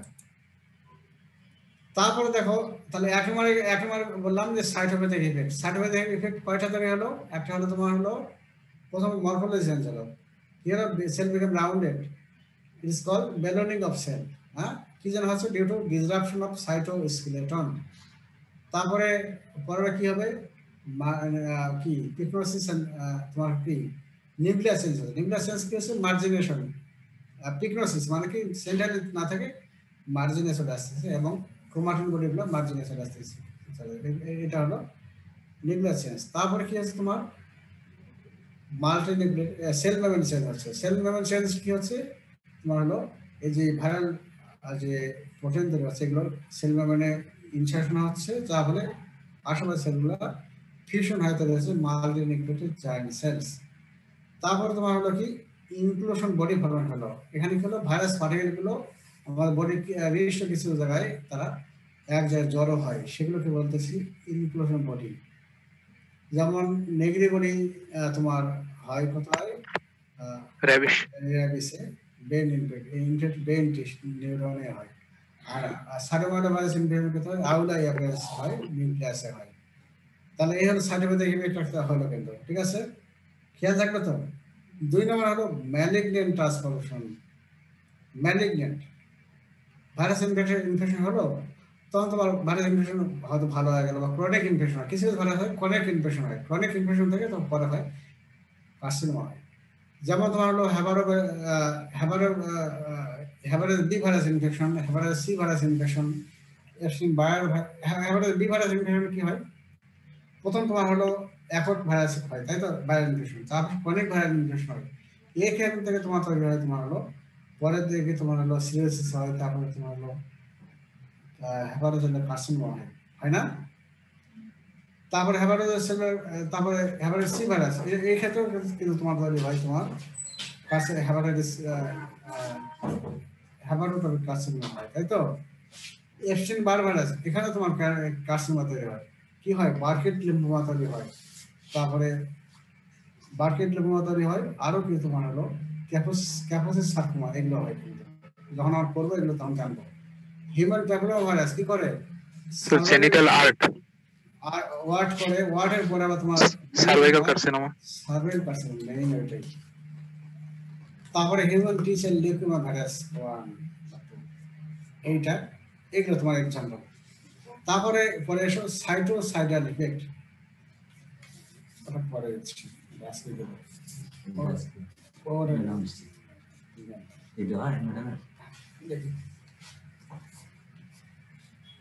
হ্যাঁ এটা দুটোই এখানে নিয়ে আসো, আবার ভিতরে আসতে পারে, আসতে সমস্যা নেই, ভিতরে আসতে পারে। তারপরে তো ম্যালিগন্যান্ট ট্রান্সফরমেশন হয়, তাই তো অনেক আসতে পারে। তারপরে হলো কি ম্যালিগন্যান্ট ট্রান্সফরমেশন হয়। ম্যালিগন্যান্ট এটা তো হলে সাইটোসাইডাল ইফেক্ট। আগে আমি কি বললাম ওই যে অ্যাপ্লিকেশন যখন করলাম তোমার কি বলছিলাম যে ওই যে নন ইমিউনাল ভাইরাস তোমার কিভাবে বের হয় এই সেটাই বলা হয় সাইটোসাইডাল। ঠিক আছে, প্রোজেক্ট ভাইরাস তৈরি হলো ডাইরেক্ট লাইসেন্স করে সেল থেকে তারা বের হচ্ছে। তাহলে তাহলে আমরা এখন বলতে পারি কি multiplication of virus inside the cells results in formation of progenitor virus and ultimately release of progenitor virus by lysis of cells called cytocidal effect. ঠিক আছে, আচ্ছা। তারপরে যখন লাইসোজেনিক ইফেক্ট, অনেক সময় কি এই ভাইরাল ডিএনএ বা আরএনএ এগুলো হয় কি আমাদের হোস্ট সেলের ডিএনএ আছে না, ডিএনএ এর সঙ্গে একীভূত হয়, সেটা কোনো ইন্টিগ্রেশন হয়। Viral DNA integrates into with host cell DNA, এবং এই সময় no progenitor virus is found during this time. তখন হচ্ছে না, কিন্তু পরে অনেক দিন পরে হয় ভাইরাস তৈরি হয়। ঠিক আছে, এটা পরে আমরা আস্তে আস্তে করবো। ইমিউন রেসপন্স হতে পারে, একটা ভাইরাস যখন ইনফেকশন করলো সেটা আমাদের ইমিউন রেসপন্স হবে না। ইমিউন রেসপন্স কজন নেবে, সেল মিডিয়েটেড ইমিউনিটি এবং হিউম্যান রেসপন্স, তাই তো নাকি? তাহলে সেল মিডিয়েটেড ইমিউনিটি এবং হিউম্যান ইমিউনিটি বা অ্যান্টিবডি ইমিউনিটি দুটা হতে পারে। হ্যাঁ, তারপরে কি হয় গ্রোথ রিটার্ডেশন। কিছু ভাইরাস আছে এই যে তোমার হলো প্রেগনেন্ট ওমেনকে তারা ইনফেকশন করে, যেমন তোমার হলো rubella virus, cytomegalo virus infection, এগুলো হয়। এগুলো হবে কি, এগুলো করলে হবে কি তোমার ওই যে তখন ওই যে প্লাসেন্টা তোমার ইউটেরাস যখন বাচ্চা থাকছে তখন তার কনজেনিটাল অ্যানোমালিস তৈরি হয়। হার্টের সমস্যা হবে, তোমার চোখের সমস্যা হবে, কানের সমস্যা হবে, ব্রেনের সমস্যা হবে, অনেকের সমস্যা হয়। যে যখন আমরা রেগুলার ভাইরাস করাবো, সাইটোমেগালো ভাইরাস করাবো, তখন তোমরা এটা জানবা। এটা সংক্ষেপে জানা রাখো গ্রোথ রিটার্ডেশন। যেমন চোখে ক্যাটারাক্ট হয়, হার্টে তোমার কি ভালভুলার হার্ট ডিজিজ হয়, হ্যাঁ অনেক অনেক হয়, এগুলো তোমার পরে জানবা। Some virus acts rapidly growing tissue and causes growth retardation based on congenital abnormality. ওকে, এখন শুধু টার্মস খালি জানা রাখো। তারপরে দেখো death of cell. Death of cell ওই যে কি যেন হতে পারে, যখন ভাইরাস তোমার রেপ্লিকেট করতেছে তখন কি ডিএনএ আরএনএ সিনথেসিস হবে না, যা ফলে কি তোমার আরেকটা হয় প্রোটিন সিনথেসিস হবে না, যার ফলে তোমার হলো সেলটা ওই ভাইরাস ইনফেক্ট সেলটা মারা, এই ক্ষেত্রে মারা যায়। আর একটা কি হয়, effects due to secondary bacterial infection. Effects due to secondary bacterial infection, এখানে কি হলো তোমার ধরো যেগুলো ভাইরাস রেসপিরেটরি ট্র্যাক্টে ইনফেকশন করে, হ্যাঁ তখন কি হয় আমাদের রেসপিরেটরি ট্র্যাক্টে যে তোমার এই মিউকোসা এটা কি করবে, ডিসরাপ্ট করে না, করার পরে কি হবে তখন ভাইরাস তখন তোমার সেখানে গিয়ে ইনফেকশন করে। এটাকে বলা হয় সেকেন্ডারি ব্যাকটেরিয়াল ইনফেকশন। যেমন করোনা ভাইরাস এখানেও কিন্তু হচ্ছে, কিন্তু হ্যাঁ নিউমোনিয়া হয় কিন্তু, বুঝছো, একটা ভাইরাসের কারণে হয়, পরে আবার কিন্তু ভাইরাল নিউমোনিয়া হয়, পরে আবার কিন্তু ব্যাকটেরিয়াল নিউমোনিয়া হয় করোনা ভাইরাসে। এখানে দেখো viral May damage cells which are involved in host antimicrobial defense leading to secondary bacterial infection. আমি তোমাদের ওই যখন তোমার স্টেপ নিউমোনিয়া পড়াছিলাম তখন কি কিছু ব্যাকটেরিয়া পড়াছিলাম যে which bacteria infect upper respiratory upper RTI করে না, সেখানে ওই তোমার কিছু প্রিডিসইনফেক্টর বলছিলাম না, হ্যাঁ একটা ভাইরাল ইনফেকশন বলছিলাম, তারপরে অ্যালকোহলিজম, তারপর কিছু যদি নর্মাল হার্টে গিয়ে সমস্যা থাকলে, লাংসে গিয়ে সমস্যা থাকলে বলে নিই আমি, ওই এগুলো দেখো। তাহলে আমাদের নর্মাল যে ডিফেন্স মেকানিজম এটা ডেস্ট্রয় করতে যার ফলে সেকেন্ডারি ব্যাকটেরিয়াল ইনফেকশন হয়।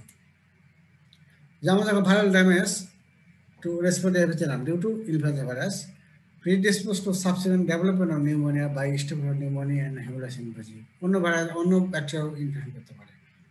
আর একটা কি করে, যেমন এই যে এইচআইভি, এটা কি করবে হেল্পার টি সেলকে, তোমরা আগে জানছো হেল্পার টি সেলকে তারা অ্যাট্রাকশন করে, অ্যাটাক করে, করলে কি হেল্পার টি সেল তখন কি ডিপ্রেশন তোমার আস্তে আস্তে ডিজে আবার হয়ে যায়, কমে যাবে, ঠিক আছে, তখন তোমার ভিন্ন অপরচুনিস্টিক ইনফেকশন হতে পারে। ইনফেকশন অনেক আছে, ব্যাকটেরিয়াল হতে পারে, ভাইরাল হতে পারে, প্যারাসাইটিক হতে পারে, অনেক আছে, সেটা আমরা যখন এইচআইভি বলাবো তখন আমরা জানবো এগুলো। আরেকটা secondary effect on uninfected cells. এখানে যেমন তোমরা জানো পোলিও ভাইরাস, তোমরা অলরেডি তোমরা কমন মেডিসিন পড়ে আসছো, সেখানে কি বলে পোলিও ভাইরাস কোন সেলকে এফেক্ট করে, anterior horn cell, anterior horn সেলকে এফেক্ট করে, এবং অ্যান্টেরিয়র হর্ন সেল যদি ডেথ হয় তাহলে ওইখানে সমস্যাটা হলো না, কিন্তু অ্যান্টেরিয়র হর্ন সেল করতেছে কি যে সময় মাসেলকে সাপ্লাই, অ্যান্টেরিয়র হর্ন সেল থেকে তোমার একজন তৈরি হয়, তাই তো, একজন তৈরি হয় না, ওখান থেকে একজন তৈরি হয়, মোটর নিউরন হয়, মোটর নিউরন একজনটা তোমার যাচ্ছে কোথায়, কিছু মাসেলকে সাপ্লাই হচ্ছে, তাই তো নাকি। এখন তোমার যদি পরে যে অ্যান্টেরিয়র হর্ন সেল যদি তোমার ডিসরাপ্ট হয়ে যায়, ডেথ হয়ে যায়, তাহলে কি এই যে মোটর নার্ভ সাপ্লাইটা তার নষ্ট হয়ে গেল। মোটর নার্ভ সাপ্লাই নষ্ট হলে কি হবে, তোমার যে সমস্ত মাসেলকে সাপ্লাই হচ্ছে সেই মাসেলগুলো কি প্যারালাইসিস, এই সমস্ত ক্ষেত্রে হয় ফ্লাসিড প্যারালাইসিস। আমরা যখন পোলিও ভাইরাস পড়াবো তখন এটা আরো ভালো হয়ে জানবো। তাহলে এই জন্য বলছি সেকেন্ডারি এফেক্ট অন আনইনফেক্টেড সেল। দেখো ইনফেক্টেড সেল নয়, আনইনফেক্টেড সেল বলছেন। The virus killing of one type of cell may cause the death of other cells that depend on them. Example, the attack of poliovirus on motor neuron causes atrophy and sometimes death of distal skeletal muscle suffered by such neuron. আর একটা কি হয়, no apparent morphological or functional changes. অনেক সময় দেখা যায় কোনো চেঞ্জই হয় না, মরফোলজি এবং ফাংশন কোনো চেঞ্জই হয় না লাস্টে এটা। তাহলে এখন খেয়াল থাকবে তো, এগুলো তোমার হলো ইফেক্ট অফ ভাইরাল ইনফেকশন আর হস্টেল। হস্টেলে যদি ইয়ে করে তাহলে কি ইফেক্ট হতে পারে? তাহলে প্রথম বললাম সাইটোপ্যাথিক ইফেক্ট হতে পারে, তাই তো? সাইটোপ্যাথিক ইফেক্ট হতে পারে চারটা হতে পারে। একটা মরফোলজি চেঞ্জ হবে, তারপরে তোমার হলো নিউক্লিয়াস চেঞ্জ হবে, সেল মেমব্রেন চেঞ্জ হবে এবং ইনক্লুশন বডি ফর্মেট হবে। এই চারটা বললাম। তারপর তোমার কি হলো ম্যালিগন্যান্ট ট্রান্সফরমেশন হলো, হ্যাঁ। তারপর তোমার কি হলো সাইটোসেলার ইফেক্ট হলো। তারপর কি হোস্ট ইমিউন রেসপন্স হলো প্রাইমারি অথবা তোমার কি সেল ম্যানিপুলেটেড অর অ্যান্ড কি হিউমারাল ইমিউনিটি তৈরি হলো।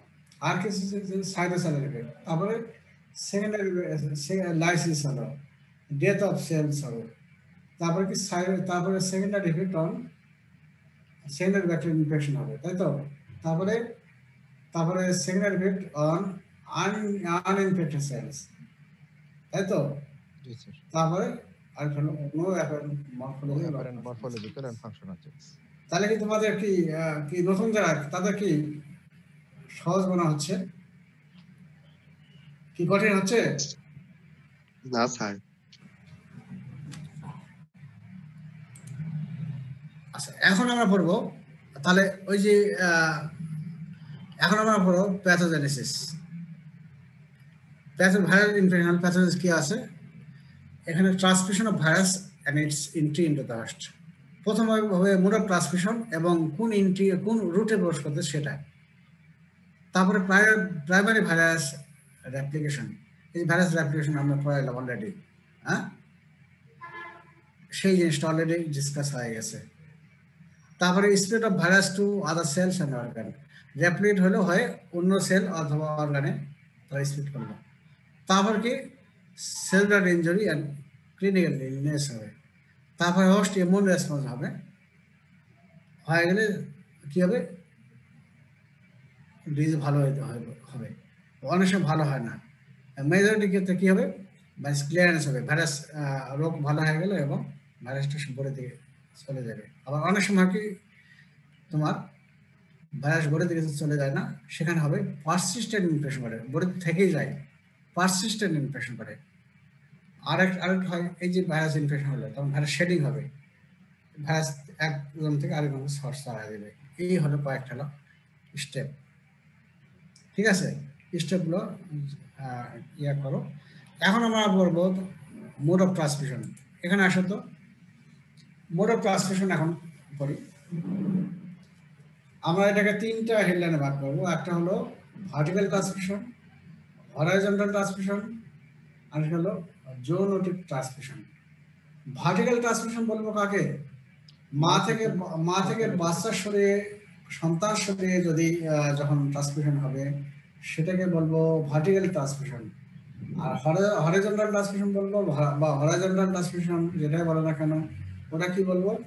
মানুষ থেকে মানুষ, পারসন টু পারসন ট্রান্সমিশন, মানুষ থেকে person to person transmission except vertical transmission. এটা হলো হরাইজন্টাল ট্রান্সমিশন। আর একটা হলো জোনের ট্রান্সমিশন, অ্যানিমেল থেকে ম্যানে আসবে, ঠিক আছে? এটা হলো জোনের ট্রান্সমিশন। এখন আমরা বলি দেখো এটা বিস্তারিত আমি করি। ভার্টিক্যাল ট্রান্সমিশন এক্সাম্পল কি পরীক্ষা এগুলো সব আসে কেন বুঝছো? ভার্টিক্যাল ট্রান্সমিশন কাকে বলা হয়? Transmission viral infection between mother and offspring is called vertical transmission. ওটাকে আরেকটা বলা হয় পেরিনেটাল ট্রান্সমিশন। পেরিনেটাল বলতে জন্মের আগে, জন্মের সময় এবং জন্মের পরে, ঠিক আছে? এটাকে বলা হচ্ছে ভার্টিক্যাল ট্রান্সমিশন। তো মা থেকে সন্তানের শরীরে যেটা ট্রান্সমিশন হচ্ছে সেটা হলো ভার্টিক্যাল ট্রান্সমিশন। এটা হলো ওটার আরেকটা নাম হলো পেরিনেটাল ট্রান্সমিশন। দুইভাবে পরীক্ষা আসতে পারে, ভার্টিক্যালও আসতে পারে বা পেরিনেটাল ট্রান্সমিশন আসতে পারে। পরীক্ষায় যেটা আসবে সেটাই অ্যান্সার দিতে হবে, এই জন্য টার্মগুলো অবশ্যই খেয়াল রাখতে হয়। এখন আমরা এক্সাম্পল জানবো যে আমি আগে বললাম কি জন্মের আগে, জন্মের সময় অথবা জন্মের পরে। জন্মের আগে কি হতে পারে? যখন ইউট্রাস থাকে তখন প্লাসেন্টা কিছু ভাইরাস প্লাসেন্টা ক্রস করে তোমার সন্তানকে ইনফেকশন করবে। কিভাবে? কোন ভাইরাস করে? যেমন সাইটোমেগালো ভাইরাস এবং রুবেলা ভাইরাস। আর করে কি HIV, আরেকটা রকম হতে পারে পার্ভো ভাইরাস B19 ভাইরাস। তো উপরে তিনটা অবশ্যই বলবো। এইচআইভি তো সব স্টেজে আসবে, এইচআইভি, সাইটোমেগালা এবং রুবেলা। রুবেলা তোমার তো এটা অবশ্যই বলতে হবে, রুবেলা বলতেই হবে। তাহলে সাইটোমেগালা ভাইরাস এবং রুবেলা ভাইরাস এইচআইভি, এটা প্লাজমা ক্রস করতেছে। তারপর যখন জন্মের সময় কোনটা হবে? জন্মের সময় হয় কি, মার যদি বার্থ ক্যানালে যদি অর্গান থাকে, সেখানে বাচ্চা যখন নর্মাল ডেলিভারি হবে তখন আসতে পারে। অথবা তোমার হলো যে যখন তোমার প্লাসেন্টা সেপারেশন হচ্ছে তখন তোমার মার ব্লাড বাচ্চা সরে যেতে পারে, অথবা সিজার হচ্ছে, তাই তো ওই সময় তোমার মা থেকে বাচ্চা সরে যেতে পারে। ঠিক আছে? কি কি? যেমন hepatitis B virus, hepatitis C virus. আর কি হয়? Herpes simplex virus type 2, not type 1। আমি টাইপ 1 আসবে তোমার রেসপিরেটরির মাধ্যমে, বরাবর আসতেছি। হার্পিস সিমপ্লেক্স ভাইরাস টাইপ 2 এখানে তোমার হলো জেনিটাল ট্র্যাক্টে থাকে। ঠিক আছে? জেনিটাল ট্র্যাক্টে থাকে, কিন্তু নর্মাল ডেলিভারি করলেই ইনফেকশন হওয়ার চান্স থাকে। সিজার করলে সাধারণত হয় না, নর্মাল ডেলিভারিতে করলে অবশ্যই, সেক্ষেত্রে অবশ্যই সিজার করতে হবে। ঠিক আছে? সেক্ষেত্রে অবশ্যই সিজার করতে হবে। ঠিক আছে? এখন এই কথা শুনলে তো গাইনিকোলজি যারা হবে, গাইনিতে যারা বলবো তা তো লাভ হবে, তখন তো বলবো খালি আমি খালি সিজার করবো, তাই তো? সব কিছুই করা যাবে না। হ্যাঁ, মাছ যদি ইনফেক্টেড হয় তখন সে থেকে তোমার হয় না। আমার সাথে এখনো কিন্তু বাংলা সরকার কিন্তু বা গোটা পৃথিবী কিন্তু নর্মাল ডেলিভারিতে এখনো কিন্তু ইয়ে দেয়, তোমার প্রিফার করে। সিজার সাধারণত, অবশ্য অন্যান্য কান্ট্রিতে তোমার নর্মাল ডেলিভারি হয় না বললেই চলে, সব সিজারই হয়। বাংলাদেশ সরকার এখনো কিন্তু নর্মাল ডেলিভারির উপরে কিন্তু ইয়ে দিচ্ছে। আচ্ছা, যাই হোক, তারপরে এইচআইভি, এটা বাড়তে হতে পারে, এবং human papilloma virus.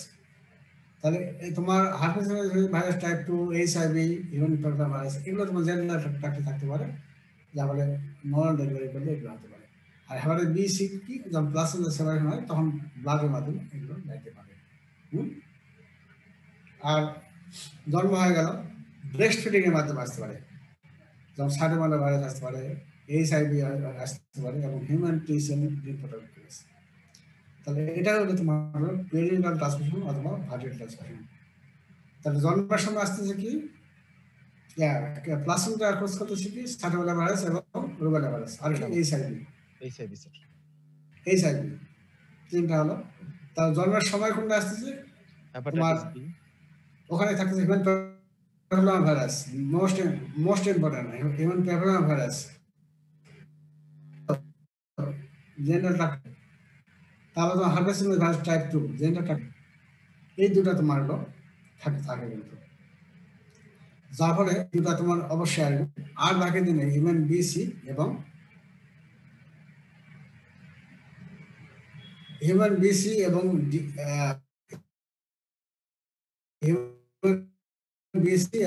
Hepatitis B separation হওয়ার সময় আসতে পারে, অথবা সিজার করলে হতে পারে, এগুলো আসতে পারে। আর এইচআইভি এবং সাইটোমেগালা ভাইরাস ইনফেকশন, আর এইচআইভি এর সময় হিউম্যান টি-সেল লিম্ফোসাইটোস ভাইরাস। আর তাহলে এখানে দেখো এইচআইভি তিনটা স্টেজে কিন্তু আসতেছে। ঠিক আছে? এইচআইভি কিন্তু সব তিনটা স্টেজ কমন কিন্তু। তারপরে দেখো হরিজন্টাল ট্রান্সমিশন বা হরাইজন্টাল ট্রান্সমিশন, এটা কি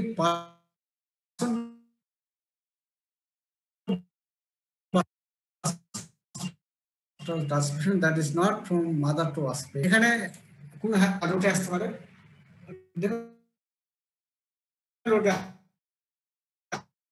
রেসপিরেটরির মাধ্যমে আসতে পারে, তারপরে সেক্সুয়াল কন্ট্যাক্টের মাধ্যমে। যেমন এখন দেখো এগুলো পরীক্ষা আসে গেলে, বুঝছো, আমরা ভয়তে অত পারি না, কিন্তু রিটেন পরীক্ষায় তোমাকে ছাড়বে না। রেসপিরেটরির মাধ্যমে কোনটা আসতে? Influenza virus, rhino virus, respiratory syncytial virus,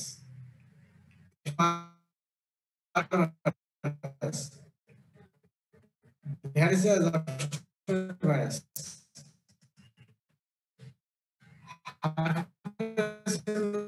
virus type 1, cytomegalo virus, measles virus, mumps virus, rubella virus, Hunter virus, এগুলো কি থাকবে? সেটা বলেন একটু হুজুর আগে ক্লাস করতে এখানে দেখবেন যে ভাইরাস ইনফেকশন মাধ্যমে, তাই তো? তাহলে ইনফ্লুয়েঞ্জা প্যারান্ট ভাইরাস, রাইনো ভাইরাস এবং রেসপিরেটরি শিশিকেল ভাইরাস, এগুলো কমন কোল্ড করে। এই কয়েকটা তাহলে একটা হেডলাইন দাও, কমন কোল্ড, কমন কোল্ড, ঠিক আছে? এগুলো একটা দাও। তারপর তোমার হলো human herpes virus. Herpes virus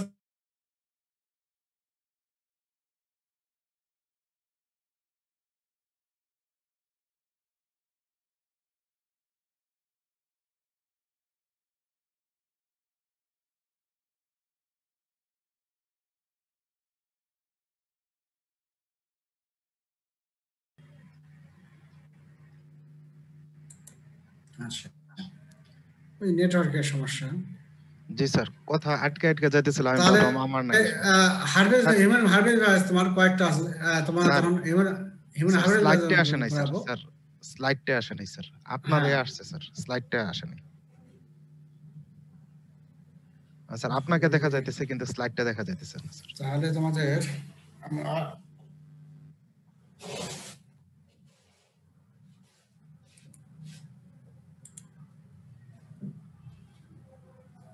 slide দেখা যাচ্ছে না এখন?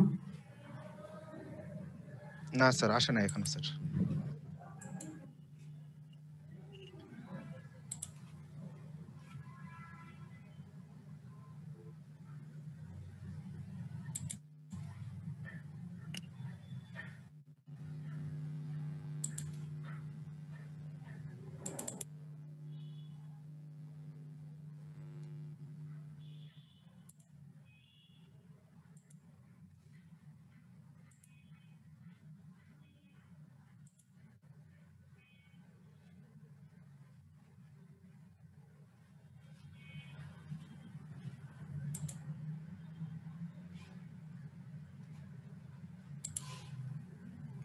এখন আসছে স্যার।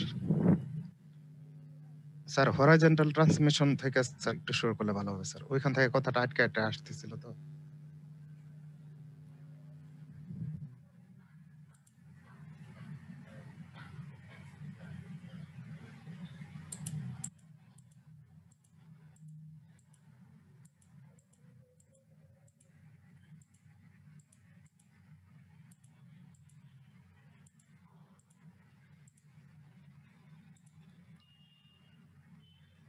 তাহলে হরাইজন্টাল ট্রান্সমিশন দেখো, এখানে দেখো।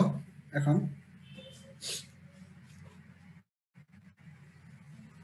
এখানে দেখো হিউম্যান হার্পেস ভাইরাস কয়েকটা আছে, দেখো। Herpes simplex virus type 1, herpes simplex virus type 2, হ্যাঁ। তারপর তোমার হলো এফস্টাইন বার ভাইরাস, সাইটোমেগালো ভাইরাস এবং ভ্যারিসেলা জস্টার ভাইরাস। এই পাঁচটা 6টা হচ্ছে, তাই তো? 6টা হচ্ছে, হ্যাঁ। এখন এখানে দেখো, তাহলে হিউম্যান হার্পেস ভাইরাসের মধ্যে হার্পেস সিমিলার ভাইরাস টাইপ 1 বাদ দিয়ে, টাইপ 2 বাদ দিয়ে বাকিগুলো চলে আসবে। এখানে দেখো তো, Epstein Barr virus, varicella zoster virus, herpes simplex virus type 1, cytomegalo virus, এই কয়টা হলো হিউম্যান হার্পেস ভাইরাস। তাহলে এই কয়েকটা মিলে লেখো, ওখানে তোমাদের খাতায় লিখে নাও হিউম্যান হার্পেস ভাইরাস, এটা একটা হেডলাইন করে নাও, ঠিক আছে? রাফি, হ্যালো, জি স্যার। রাফির আজকে কোনো সারা শব্দ নাই? স্যার হোস্টেলে কি স্যার নেটওয়ার্ক সমস্যাই নাকি স্যার? স্যার হোস্টেলে স্যার ওয়াইফাইটা অনেক ঝামেলা করে স্যার। হোস্টেলে হ্যাঁ, ওই যে ইয়েতে একটু সমস্যা হচ্ছে। তাহলে হেডলাইনটা এইভাবে মানে খেয়াল রাখো। আরেকটা হেডলাইন দাও, MMR, মিজেলস, মাম্পস এবং রুবেলা। এমএমআর ভ্যাকসিন আছে না, এমএমআর ভ্যাকসিন আছে না এখন, সেই এমএমআর লেখো, মিজলস, মামস এবং রুবেলা। হ্যাঁ, তাহলে হেডলাইন ভাগ করলাম, একটা হলো কমন কোল্ড করে, কোনটা কোনটা, influenza, parainfluenza virus, influenza virus, parainfluenza virus, rhino virus এবং রেসপিরেটরি সিনসিটিয়াল ভাইরাস। ওকে, তারপরে হিউম্যান হার্পিস ভাইরাস ইয়ে করো, তার মধ্যে সবগুলো আসবে, শুধু হিউম্যান হার্পিস ভাইরাস টাইপ 2 আসবে না। 2টা আসে কার মাধ্যমে? Genital tract. জেনিটাল ট্র্যাক্টের মাধ্যমে আসতে পারে। আচ্ছা, তারপর আসবে এমএমআর ভ্যাকসিন, ওটা একটা ইয়ে করো, এমএমআর, মিজলস, মামস এবং রুবেলা। এই কয়েকটা খেয়াল রাখো, তাহলে খেয়াল থাকবে তো। এখন এভাবে যদি তোমার খেয়াল রাখো, তাহলে তোমাদের খেয়াল রাখার ব্যাপারে না, এগুলো রিটেনে আসে, ভাইবা তার মাথা পারবো না, বা দু একটা ধরলো, দু একটা অ্যান্সার তো বলতে পারবা। যখন ভাইরাস যখন পড়বো, সম্পূর্ণ সিস্টেম পড়বো, তখন ঠিকই পারবা। তারপরে আসে দেখো অরফিক্যাল রুটে বা জিআই ট্র্যাক্টের মাধ্যমে কোনটা আসে দেখো, হেপাটাইটিস এ ভাইরাস এবং হেপাটাইটিস ই ভাইরাস, এগুলো পানিবাহিত অসুখ। তো পানিবাহিত অসুখ কোনটা? যেমন তোমার হলো হেপাটাইটিস এ ভাইরাস, অবশ্যই পানিবাহিত, তাই তো নাকি? এটা জানো তো। এবং হেপাটাইটিস ই ভাইরাস, জি স্যার। তারপরে তোমার পলিও ভাইরাস, এটাও কিন্তু পানিবাহিত, পলিও ভাইরাস। তারপর শীতকালীন ডায়রিয়া করে, রোটা ভাইরাস, অ্যাডেনো ভাইরাস এবং নরক ভাইরাস, এগুলো হলো তোমার পানিবাহিত। পানি ছাড়াও হয়, হ্যাঁ, এগুলো আমার রোটা ভাইরাস যখন পড়াবো তখন জানবা। তাহলে রোটা ভাইরাস শীতকালে, তাহলে তোমার hepatitis A virus, E virus, poliovirus. আর ডায়রিয়া করতেছে কোনটা? Rotavirus, adenovirus, norovirus, এই কয়েকটা তোমার আসবে হলো জিআই ট্র্যাক্টের মাধ্যমে। আরেকটা বলবো, ফিকো ওরাল রুট, পরীক্ষায় কিন্তু দুই ভাবে আসে, জিআই ট্র্যাক্টের মাধ্যমে কোন ভাইরাস প্রবেশ করে, অথবা ফিকো ওরাল রুটে কোন মাধ্যমে কোনটা আসে, দুই ভাবে আসে। আমি এই জন্য কিন্তু ওইভাবে লিখছি। তাহলে ওখানে স্টেশনও দেওয়া, স্টেশন মানে বুঝবা যেগুলো রিটেনে অবশ্যই আসে। তারপর জেনিটাল ট্র্যাক্টের মধ্যে আসতে পারে কোনটা, ওটাকে আরেকটা আসতে পারে সেক্সুয়াল কন্ট্যাক্টের মধ্যে কোনটা আসতে পারে। এটা হলো হিউম্যান প্যাপিলোমা ভাইরাস, যেহেতু জেনিটাল ট্র্যাক্টে থাকে, হেপাটাইটিস বি ভাইরাস এবং এইচআইভি। আরেকটা হলো কি হার্পিস সিম্পলেক্স ভাইরাস টাইপ 2। এই কয়েকটা হলো জেনিটাল ট্র্যাক্ট, ঠিক আছে? হিউম্যান প্যাপিলোমা ভাইরাস এবং হার্পিস সিম্পলেক্স ভাইরাস টাইপ 2, এই দুটাই জেনিটাল ট্র্যাক্টে থাকে। আর হলো বি ভাইরাস এবং এইচআইভি ভাইরাস, এই কয়েকটা তোমার সেক্সুয়াল কন্ট্যাক্টের মাধ্যমে আসবে।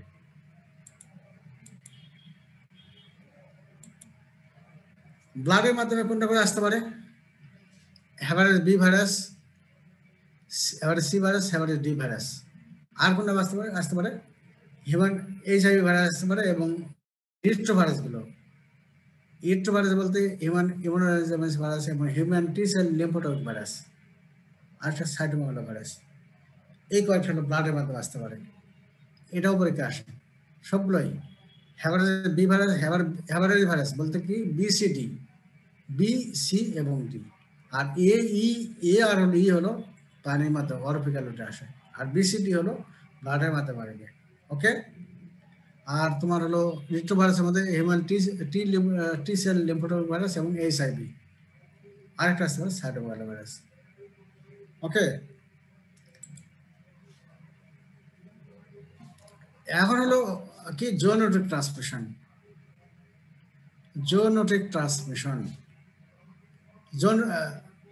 ওখানে ডেফিনেশন আছে জোনোটিক ডিজিজ কি, বা ডিজিজ কি এবং কিভাবে ছড়ায়। এগুলো কিন্তু ডিজিজ কি, কোন ভাইরাস ছড়ায় এবং ডিজিজ কি করে, এগুলো কিন্তু তোমার পরীক্ষা আসে কিন্তু, এবং বারবার ইনভ্যারিয়েবলি বারবার আসে, ভাইভাবে ধরা হয় এগুলো, এটা ধরা হয় জোনোটিক। এগুলো actually these are zoonotic diseases are actually disease of animal, and man can be accidentally infected either directly or indirectly through insect vector. Actually তাহলে কি হলো, তারা হলো disease of animal, তো ম্যান কিভাবে অ্যাক্সিডেন্টালি ইনফেক্টেড হচ্ছে, সেটা ডাইরেক্টলি হতে পারে অথবা ইনডাইরেক্টলি হতে পারে। তাহলে আমরা পড়ি কি হবে, zoonosis are the disease of vertebrate animal that can be transmitted to man, কিভাবে আসতে পারে, either directly from the animal reservoir or indirectly through an insect vector.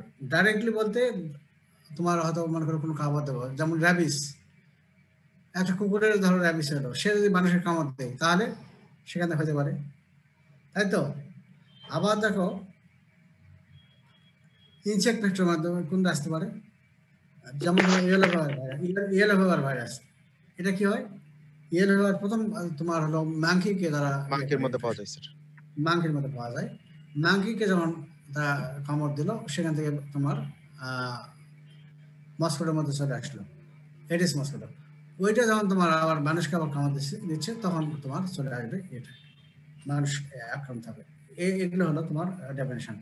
আমরা এখন এক্সাম্পল জানি, র্যাবিস ভাইরাস কোন কোন অ্যানিমেলকে র্যাবিস ভাইরাস থাকে, যেমন পক্স, শাংস, এটা যে কি এটা হবে না, শাংস, হ্যাঁ, এইচ হবে, শাংস, র্যাকুনস, ব্যাটস, র্যাকুনস দেখছো, র্যাকুনস, হ্যাঁ, র্যাকুনসটা দেখছো নাকি দেখো নাই?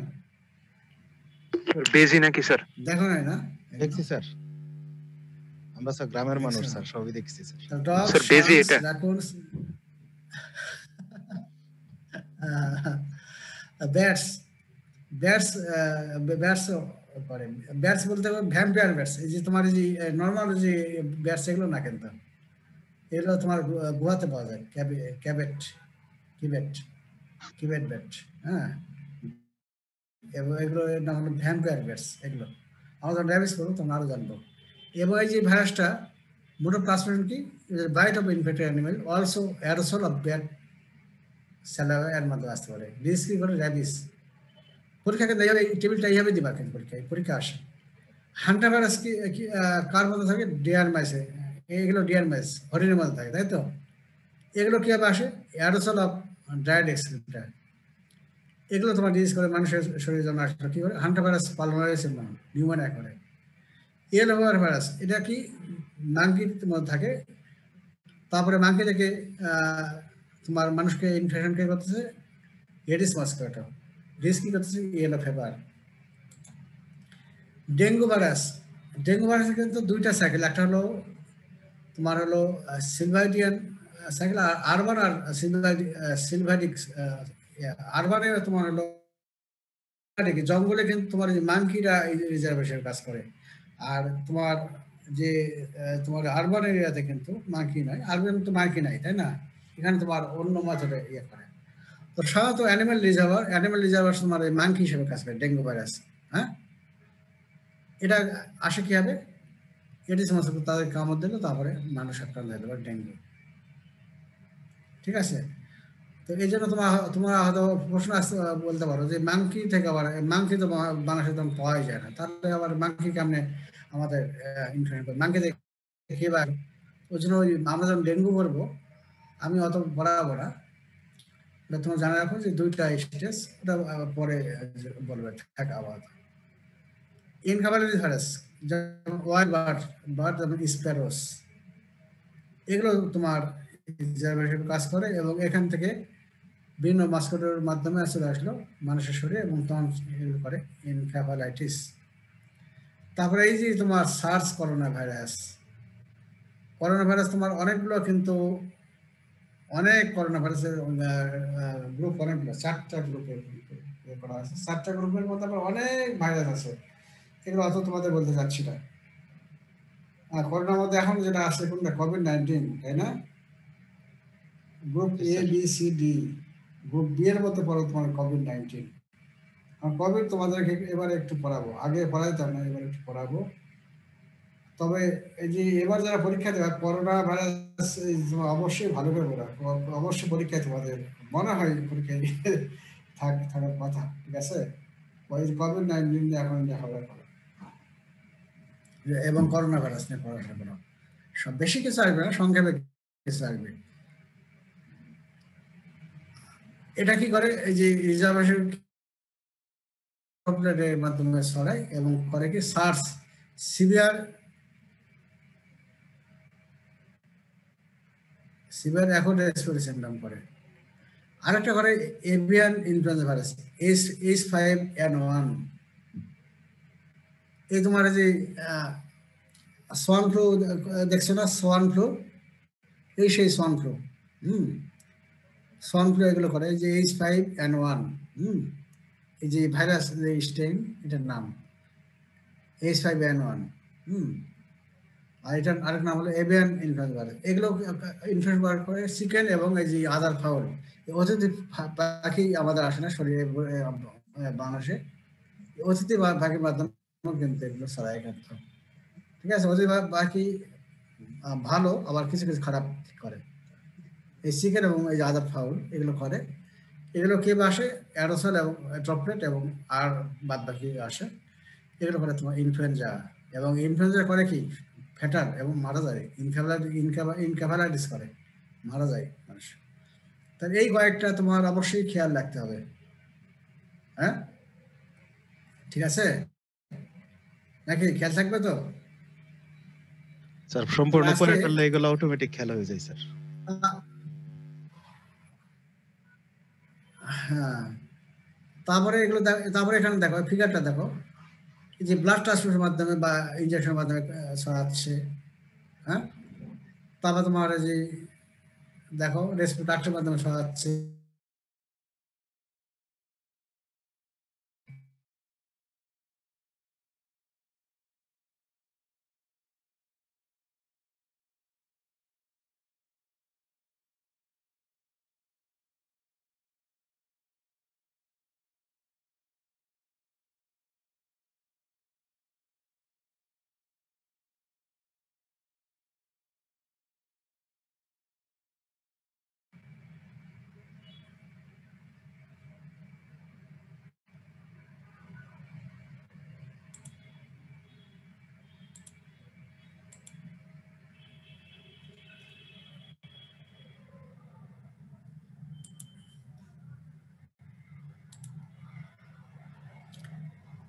আজকে তোমাদের নেটওয়ার্কটা একটু খারাপই, আর বেশি নাই, এটা আজকে বাদ দেই। জি স্যার। স্যার আগামীকাল ক্লাসের শুরুতে এটা দেখা দিলে হবে স্যার, অল্প একটু বাকি রয়েছে তো। হ্যাঁ, এবং আগামী ক্লাসে পড়বো এই বাকি অংশটুকু পড়বো, তারপরে ল্যাব ডায়াগনোসিস পড়বো, আর একটা পড়বো রোটা ভাইরাস। এগুলো ছোটখাটো তো, এগুলো তোমার পড়বো। তাহলে তোমার এটাই কালকে, তাহলে শনিবারে। ঠিক আছে, ওকে স্যার। শনিবার 10টায় স্যার। হ্যাঁ। স্যার আসসালামু আলাইকুম স্যার।